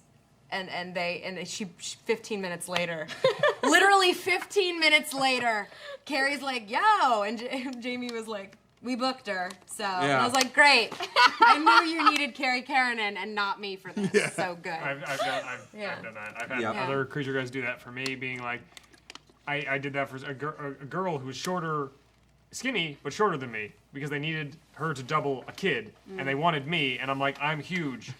This kid's tiny. There's no way. And so this skinny girl played the character that they wanted me for, because it was just this weird, like, she's also skinny, but short, so take her.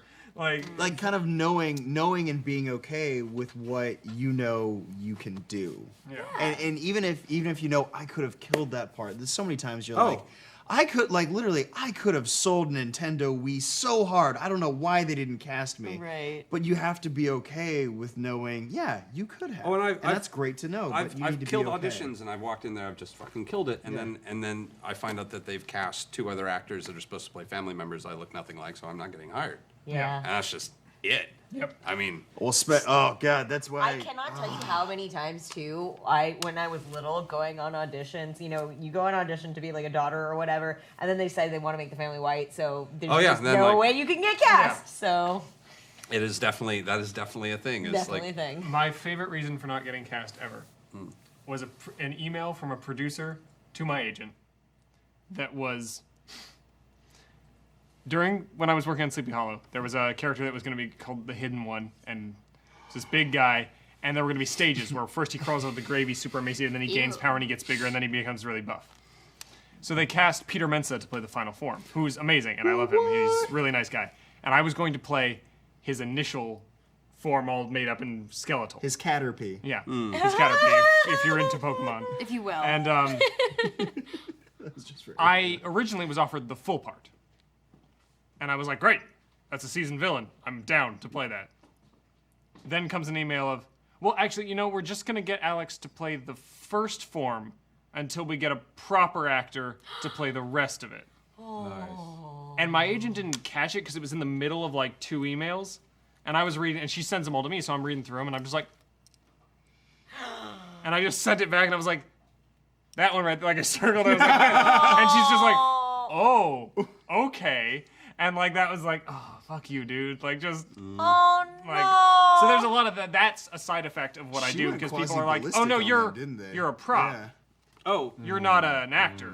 You stand there. you get that in VO as well. You get that weirdly in A theater. real Oh, actor. yeah. So you would do I've anything. heard about. I've never like personally experienced that, but I've heard. Yeah. Oh yeah, I've had all the. the time. That's so. Are you ever horrifying. gonna do acting? Yeah, I Do you get ever that a think lot. you're gonna do acting? No, yeah, because I just read paper. I just read aloud. My Right favorite now. is That's what people I do. accuse me of cheating because my face isn't actually on screen. They're like, yeah, but that's just like cheating. That's the easy way to do it. And I'm just like, ah, you 24-hour days. Like, it's just like, I've been on set for 24 hours straight. I'm in 60 pounds worth of makeup. I've got speed rail clamped to my back. I was like, becoming I'm hoping wings. you were gonna mention like, it's that like, I'm one. just like, and then then about- I got into a pit and they sprayed me with a fire hose. Like, it's like, Yeah. What time of day and what season? yeah, and I didn't get a wet bump. in the winter at 4 a.m. Like, it's like, And they used 8 seconds of it. Well, and that's actually another interesting thing to bring up is different kinds of performance and different kinds of acting. Poor sweet summer that, child. for Oh my some God. reason, sometimes people do not consider I- real acting. I really enjoy watching like accomplished film actors like break down quietly crying in a booth because It's- voice acting's Okay, so Yeah. I have replaced many. And Sorry. Oh, just talking about yeah. that. So have Well, I. it's funny because So a have lot I. of people who want to get into voice acting say like, oh well, I have a really funny voice, or I do voices and everything, and My then, friends tell me that I can do voices. So I can do it. Yeah, I can do voices. I can so do I like do it. my Peter Stuart Griffin. Oh, I can do that. I can do like Stuart. Well, and, We and got- so we got the one. first thing. Oh, I'm Mickey. I can do Mickey Mouse. Oh, I can do Harley Quinn. Yeah, that means that you should do voiceover. If you can do those 3 voices, you're in. Peter, Lois I from will- Family I will Guy. let you know though, your Mickey Mouse was terrible, and I just want to tell you, as a friend, Thank you. You're never gonna make it. as I care about you. But it's funny because No, I'm people just- do it's ask like, just- what is the Yeah, first no, step good for point. voice acting? Those people already And have it's- jobs. Those characters already- it's acting classes. Like the acting part is just as important, if not more so, than the voice part. I'm a big fan for theater because it has the one thing in common with theater that I really love, which is that you can do a lot with your face. But there's a lot of it was an issue after like 5 years of not being on film and having done VO for so long, and then like, oh, I'm gonna go do some film stuff, and I'm like in an acting class trying to get back into the vibe of doing film acting, and to explain the very generally the difference, and there's a big difference between the type of acting you do on stage and the type of acting that you do in film or television, is theater is there's this kind of projection out into the audience that you do with all of your character work, and everything that you do is out into the world, and then film is right here. yeah. And it's very subtle and slight and quiet, and even when you're doing big, broad stuff, like I had my first acting class coming out of VO for doing film, and he was like, "You have to stop moving your face now. I just want you to read it again, and just don't emote, don't do like, because I was just so used to doing all this stuff that I could, because I'm behind a microphone, I can get really weird and use my face to sort of push things to be a little bigger than I need them to be, and then immediately I'm like, what? I'm trying to do the scene, and Can I actually ask you, Taliesin, when you did, when you did facial capture, right, for the Flange. The yeah, Flash. you can say that. The It's Flash. out. She's the Flash in Injustice 2. Yeah. And they did facial capture for I that. got a Did you do the really subtle, or did you go bigger? With PCAP and stuff? So I don't know why you're pointing at me. I'm pointing at you because this. Because Alex is the Flange. Well, because He's the motion flange. capture. Flange. Oh no, it's the Hearing Flange. The flange. Motion capture has a lot in common. Motion capture acting is a brand new type of acting that is just, we have not had a golden age of it yet. We are still, directors, actors, and the technology are all developing at the same time. But it has more in common with creature acting than any other kind of acting. That is really what it is. It's mime and it's creature work. Because it's not my face. It's not really my face. They're just pinning another face. Literally, there are dots. Or for that, it was a camera piece that they used, but it was, they are using my physical gestures. They actually, and I have, this is not from that game, but this is like what you would run down to tune. This is how you tune a the facial ramming in, capture. This is a essentially. ramming in. It's just move, draw, front, ball, left, A, E, I, O, U, A, E, B, member, top, vote. And then glad, small, glad, big, angry, small, angry, big, sad, small. And you start contorting so that the machine starts to learn how to use your face for puppetry. And so, yeah, no, when I'm doing, to when I meat did the puppets, Flash, yeah. The Flange. the Flash, Flange. it was all very deliberate. Everything was very deliberate. Anytime it was the, and then making sure that it went back to blank when I was done. It was just really moving everything the way that So they need it bigger. Yeah. man. They need and you need to make sure that what you're doing is, if you're really lucky, and we didn't have this for that, but like if you ever play on one of the mocap stages like down in Marina, Yeah. Or like digital playground and stuff. they'll give you a big puppet that you can see on the digital screen, like Yeah. right in front of you, like a mirror, and you can start doing the, just to see how it's, and you start learning where everything is, and like attuning to how you can make that face do things, and it's very, God, it's very being John Malkovich. Yeah. Interesting. Well, it's funny, weirdly, mocap, I've lost a number of mocap jobs because mocap suits don't fit me the generic size. Oh my gosh. So they'd have to make me a new suit not because Yeah. I'm so tall and so thin. Because those I'm suits are so 6'4" and 150 pounds, guys. I'm not the normal body type. So like they're like, yeah, but you're great. We don't have a suit that fits you. That's another thing about tours and Broadway. If you're replacing, do you fit the costume? Yeah. Right. Yeah. You did it great. And my wife has done it. I've had it. You were fabulous. You're too short. You're too tall. You're not fat enough. We can't use you. Okay. I once got told I wasn't teeth. skinny enough, and I was like, Whoa. who else are you gonna get? Like, it's like Well, they spend so much on Good the luck costume. finding someone else that's Yeah. who's not dead For- and in a grave. for performance. What do you Say got, hello, Rob Yvonne. awake? Anyways, but yeah, the performance, getting used to kind of your new skin, whether it's performance capture or a new suit. I do some suit. It's technically creature suit acting, but it's more like character suit acting and stuff. Is one of the jobs I have as a fit model, where I try on like the toothless suits, like so for like live shows and stuff, like parade and like red carpets and stuff.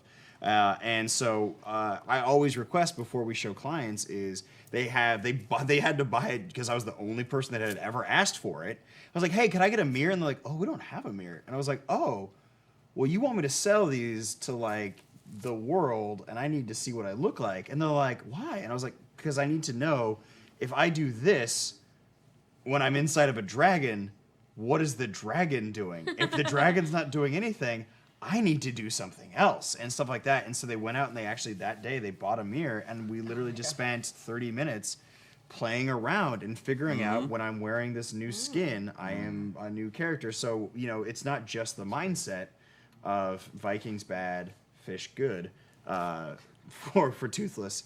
How to Train Your Dragons joke. Amy is backing me up all night on all these weird references. Anyways, That was but solid. thank you, Towson. But basically, and these people that have spent decades making these suits had never actually seen their suits being put through the paces like that, and they said that was so refreshing. And I was like, do other people not do this? And they're like, no.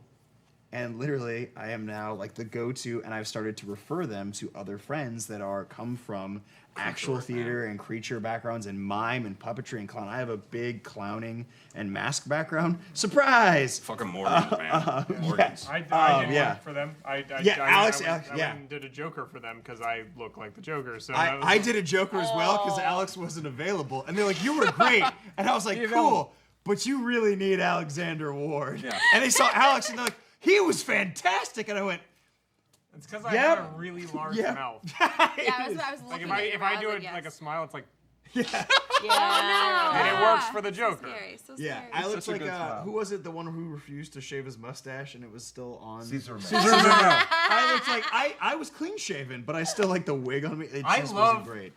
That attitude. Yeah, I'll play this character, did but I I am just see not Caesar getting rid of this Romero mustache. in? You have to paint over it. Yeah. Like that. Caesar Romero in something. Recently, because that would be his walking. No, I dead just one. I I was just gonna say. I rewatched the Thin you Man. wanna I tell rewatched him the or Thin should Man. I? It was the Thin Man. It was the Thin Man. Oh, I'd forgotten. oh. Oh yeah. Or like, one of the that Herbie is- movies. Oh well. What do you have in your hand? Well, Let's so just find out this, 5 more what's martinis what right do you here. got? this is an interesting thing. Yeah. This is a piece of copy I used to use back in the Helsing days. Yes, so good. Helsing. I love you. Thank you for that. That was We like it too. we didn't have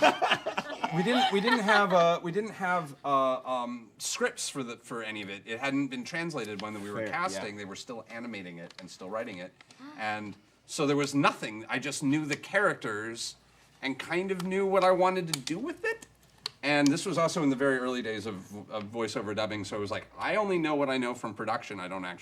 We hadn't invented how to do anime yet, really. like we hadn't solidified a notion of how this was done.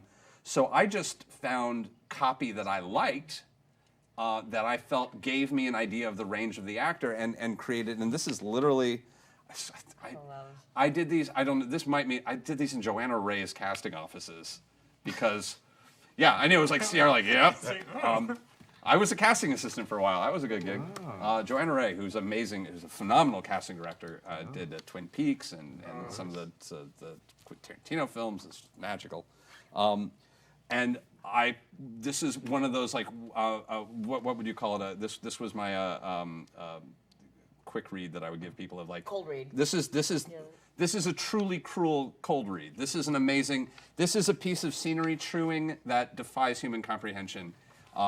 Amazing. It's specifically designed because it's Hellsing, and if you know Hellsing, if you don't, it's vampires being badass and saying badass things all the time and just being, well, really, you know, it's It's so good. It's So my good. favorite anime of all time. I love it so much. If you get to watch the Hellsing Ultimate. Hellsing Ultimate. Yeah, I was gonna say, If you have to Ultimate pick one, specifically. you are currently the only other Hellsing actor who's on the panel today. Wait, who Yeah, are no, you? we did 9 and 10 together. Yeah, Yeah, he's at the very- I play Makube, who's like a Vatican assassin at the last. Oh my God, I seriously? know exactly who you are. Yeah. Whoa, I'm so starstruck. He's great. Holy It was crap. a really cool thing to be And part of. speaking of a fucking performance, that was literally just like, just please surprise me, and then, yep, that's a surprise. Save. Yep, that's a surprise. Save. I mean, Love it. and like that was the fun of that is just.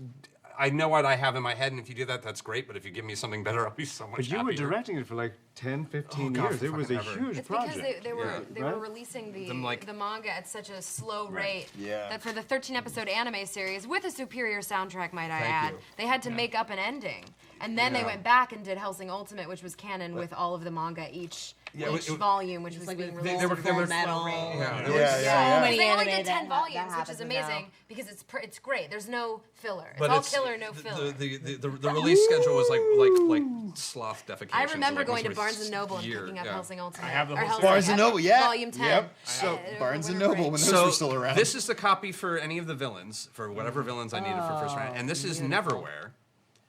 This is BBC, the BBC Neverwhere, and this I read is those books. this was Mr. Croup interrogating Richard Mayhew. And it's great because Mr. Croup is written in the book as kind of a blank slate. He's described as fox-like, but beyond that, he's kind of the very nature of the character is kind of inscrutable. And so that means that you have this amazing scene-chewing copy where you're just being so interesting and so scary and so fascinating. There's an infinite number of ways to read this. There's the acting exercise, the Jabberwock, where you have to read the first stanzas Yeah. of Jabberwocky as like, a drunken uncle was brilling in the slide, and you just have to get all of your character out while saying nonsense. Yeah. So this, and I don't know if anyone's interested in looking at it or just taking a look, but this is such interesting scene chewing villainy. Just give it.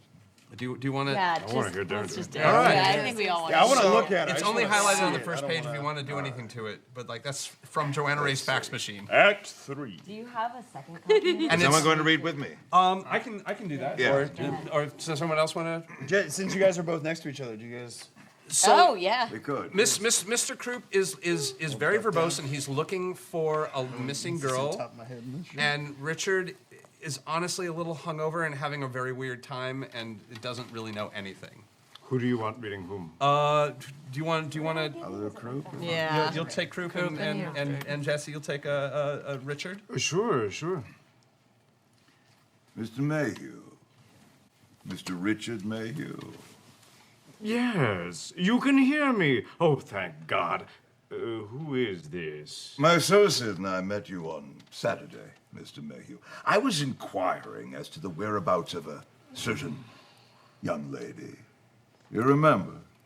Oh, yes, it's you. Mr. Mayhew, you said Dor wasn't with you. We have reason to believe that you were embroidering the truth more than perhaps a little. Well, you said you were her brother. All men are brothers, Mr. Mayhew. she's not here anymore, and I don't know where she is. We know that, Mr. Mayhew. We are perfectly cognizant of both of those facts. And to be magnificently frank, Mr. Mayhew, and I'm sure you want me to be frank, don't you? Well, were I you, I would no longer worry about the young lady. Her days are numbered, and the number in question isn't even in the double digits. Why are you calling me? Mr. Mayhew, do you know what your own liver tastes like? Because Mr. Vandermeer has promised me that he's personally going to cut it out and stuff it into your mouth before he slits your sad little throat. So you'll find out, won't you? I'm calling the police. You can't threaten me like this. Mr. Mayor, you can call anyone you wish, but I'd hate you to think that we were making a threat. Neither myself nor Mr. Vandermeer make threats. Do we, Mr. Vandermeer? No? Then what the hell are you doing? We're making a promise. And we do know where you live. And I think that's it. Yeah. Now I want to do Don't wear contacts when you're. I'm like, Oh, I know. And it's a very verbose piece. yeah. It's Thank a you. very and there's I'd never so seen many- that before. and- It's and- not as easy as he makes it look. No. I'm a freak of nature, as was said at SAG the other day, at Screen Actors Guild. And the wonderful thing about this is I've seen people read it. I've seen people take. There's so many choices to make in here. I know, now I want to do it. I'm like, And it's- Do it, And it's yeah, and like I've seen everything just from the very, very clean. Just the. My associate and I met you on Saturday, Mr. Mayhew. I was inquiring as to the whereabouts of a certain young lady. Do you remember? And it's just very, the very much the neither my or my associate is in the habit of making threats. Are we, Mr. Vandermont? No, we're making you a promise, and we do know where we live. And like you can bring him shy, and you can make him. There's so much in because he's such a cipher, and you. I'm sure you and. Poor Richard just has to sit there and basically do everything from fear to anger to panic, and like you walked the face so well. Yes. Of just doing what an actor is supposed to do, which is connect and react. And it's always a different scene, no matter who you give it to. When you dropped everything to say, why did you call me? Like, I think we all That fell was- through our seats. Yeah. Like, It's such a it's a fascinating piece, and I'm always interested to see what people do with it. One of my favorite types of performance growing up, and to this day, especially with audiobooks, is radio dramas. And being able to hear, because you're able to it's the original voiceover, radio dramas and stuff. But I think audiobook actors, like just listening to you, I whispered to Eric, I was like, I just want to like fall asleep and then wake up terrified while listening to this. Because the people that do audiobooks that are very, very good and are able to have all these complex conversations and emotions, and especially if it's something you've actually physically read before and you hear somebody else's interpretation. Not only do you finally learn how to pronounce Hermione, but you actually Oh my God. sorry not to just drop that in there, but yeah, just listening to a nuanced performance of somebody sitting alone, Or even the in their big closet like the recording big, an the big audiobook at finish home. Doctor Who radio plays are such a are a bloody delight. A lot I of just them. had an interesting experience recently. I grew up on Basil Rathbone reading Poe, which is seminal. And recently I discovered Valentine Dial, who is almost even better. He's in The Haunting, he's in Hell House, he plays the Black Guardian in Doctor Who. He's this amazing, boy. He's this really kind of growly. He was the voice of, I guess, their version of the Shadow in England. But it was like I was hearing it for the first time. Coming back to a story like The Black Cat, where you've heard it thousands of times. Yeah, and then suddenly an actor comes along and just has found a new little nook in that character of like, this hasn't been done before. And there's always a new take. There's always a bad new take, but there's always an exciting good new take as well. And there was I remember there was a radio thing they were doing about all the different ways to play Hamlet. and they were playing.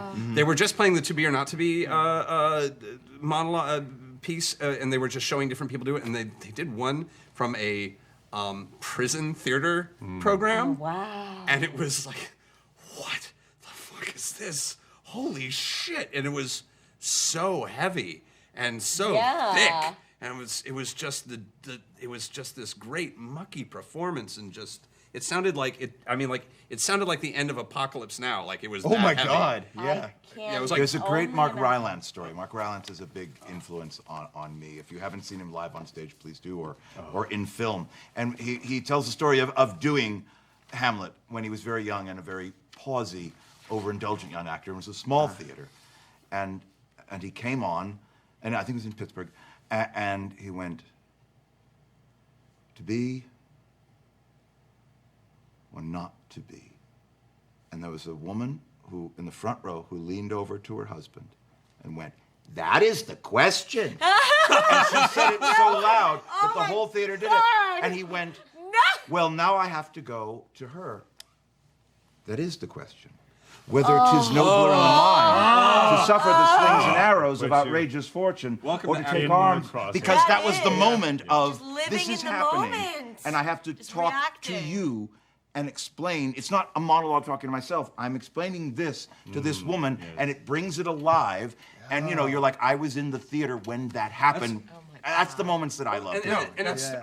Fucking amazing. Yeah. Like, It's so true of like not just theater of any piece of film, or it's like it's the things that happen unexpectedly that create performances that are just slightly off kilter that become fascinating, and you want to see more of it. And like these are those moments where it's the moment where everything goes wrong that normally the most interesting things. Also, something just incumbent in theater is just dealing with what's happening right now. Yeah. And one of my the acting teacher, Scott Conti, he's the one that taught me that. Like dealing with like how you're feeling right now with whatever you're doing, you know, with whatever you're doing, and bringing this like sense of immediacy to it. And I try to do that with all of my work. And I think, I don't know, just knowing that really helped me. Like it's like you don't have to. You don't need to like do this weird like antiquated set in stone thing that you've been doing, like especially with theater. Like every time you do it, it needs to be kind of fresh and new, which I feel is counterintuitive because you're doing the same lines over and over again. It's like, you know, during rehearsals you find that spark, you get perfect one time, and then you spend the whole rest of the time trying to chase They have to think. It drives you mad. The audience drives has you to nuts. think that they're seeing it for the first time. Yeah. That is our It's challenge. it's like with music. They say, you know, you have to practice so hard to get the perfect improvisation. Right. Yeah. I don't know what I was really trying to say there, but it's just like, I don't know. No, the- it's de- true, dealing with yeah. what's happening now, especially when you're doing a play, you know, Yeah. multiple times a week, whatever. Oh, and, like, that's how you make it fresh. Is like you bring whatever. Like, what did you get your period and you have cramps? Great, go get out that there. was, you know, yeah, whatever. you don't want to Yeah. miss. That was, It's yeah. a gift. Did your I mean, boyfriend Grinch break on up with Broadway. you? Normally you do 8 Grinch shows is a a joke. week Oh, does that on happen? Broadway. Like, don't fight that. Yeah, Just Grinch do was it. 15 shows a week because of the Christmas. And you have to go, and it's a journey. And It's a lot of physical it was endurance. very Odyssey. physical. And it's another. We're running out of time, but you have to find the stamina and the truth to play it every day. Make it interesting. Make it real. Work with your fellow actors, and you know, be frickin' Grandpa Who, and bring joy. And then you're like, oh, okay, I made it to the end, and the snow is falling, and we're doing the Dahu Dores. I'm so happy to be alive, and that translates to the audience. Yeah. Because you just go, and now I can't get out of my suit because I'm zipped into it. It's a fat suit, I have clown shoes, I have a place to lean, everyone else gets a chair except me and the Grinch. Yep. And I will lean, and then we'll do another one, because that is the job. Oh, Yep. yeah. The glamour of Broadway, Yeah. walking by the dumpsters at the St. James, Oh my where I made my Broadway debut, to find my place to lean. Kids, that's the glory of acting. best I feel dumpsters, like there is something to be said. A lot of people in the community ask, you know, I see them asking people, how do you become an actor? Like, what can I do to become an actor? I think that everybody here has gone through the crucible of failure and still absolutely loves it. Sometimes doing scenes from the Crucible. Yes. Yeah. I knew her. I did knew the I knew I knew her in the head. I saw Goody Good with the devil. Oh man. They gave me a whip.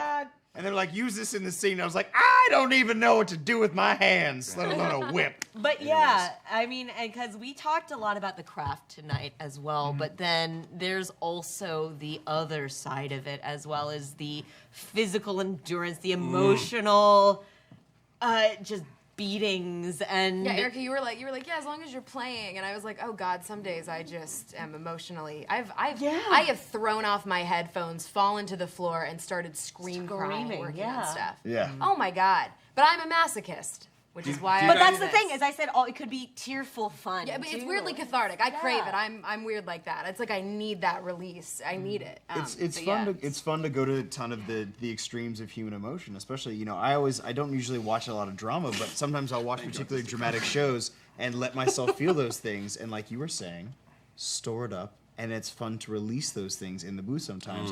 And then Then you go do get scenes In-N-Out where and you just- characters and friends are supposed to die, and you're able to find that place and you do it, and you're like, I'm so happy I got there, and that felt so great. And they're like, hey, and you're like, no, leave the lights off. I need a minute. Yeah, you're just gonna Miserable wipe your eyes off Just and like, move don't on. look Do at we me. want to try and get one more in? Do we want to try and? You wanna just do Or the- did Erica want to teach us the chair? Sure, I'll do. Yeah, I'm gonna do the. I'm gonna do I the. want to see one more. Are you Mr. Yes, Krupp? no, Yeah, you're okay, Mr. I'm- Krupp. I'm I Mr. feel Krupp, that yeah. you need a Mr. Krupp All right. right now. I don't know what's going. I have no idea what this is or what's going on. Yeah, Okay, let's just do great. the first page because we have no time. Okay. All right, so Okay. Mr. Mayhew. Mr. Richard Mayhew. Yes, you can hear me. Oh, thank God. Who is this? My associates and I met you on Saturday, Mr. Mayhew. I was inquiring as to the whereabouts of a certain young lady. Do you remember? Oh, yes, it's you. Mr. Mayhew, you said the door wasn't with you. We have a reason to believe that you were embroidering the truth more than perhaps a little. Well, you said you were her brother. All men are brothers, Mr. Mayhew. Well, she's not here anymore, and I don't know where she is.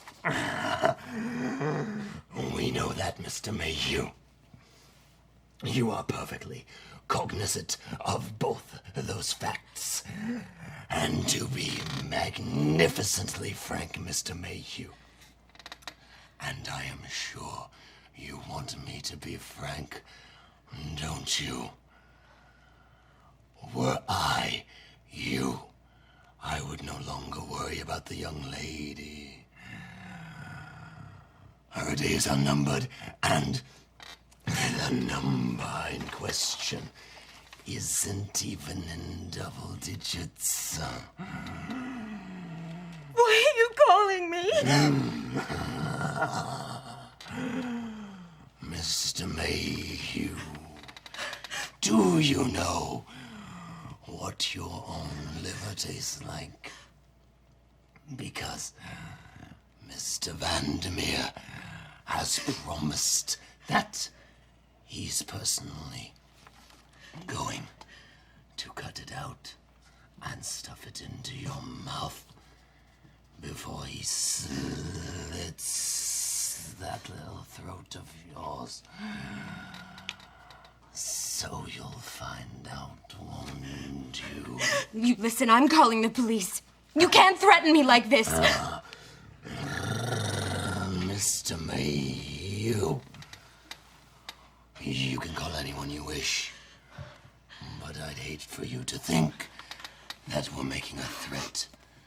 Neither myself nor Mr. Vandermeer make threats. Do we, Mr. Vandermeer? No? Then what the hell are you doing? We're making a promise. And we do know where you live.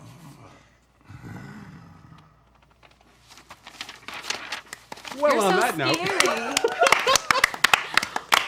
Thank you for illustrating so wonderfully that point. I think we went hammer horror. Alex Wow. should both take a bow and apologize to the chat. I think about 50 of them saying, "Well, I didn't need to sleep tonight," and a lot of people quoting proper actor quote my ass.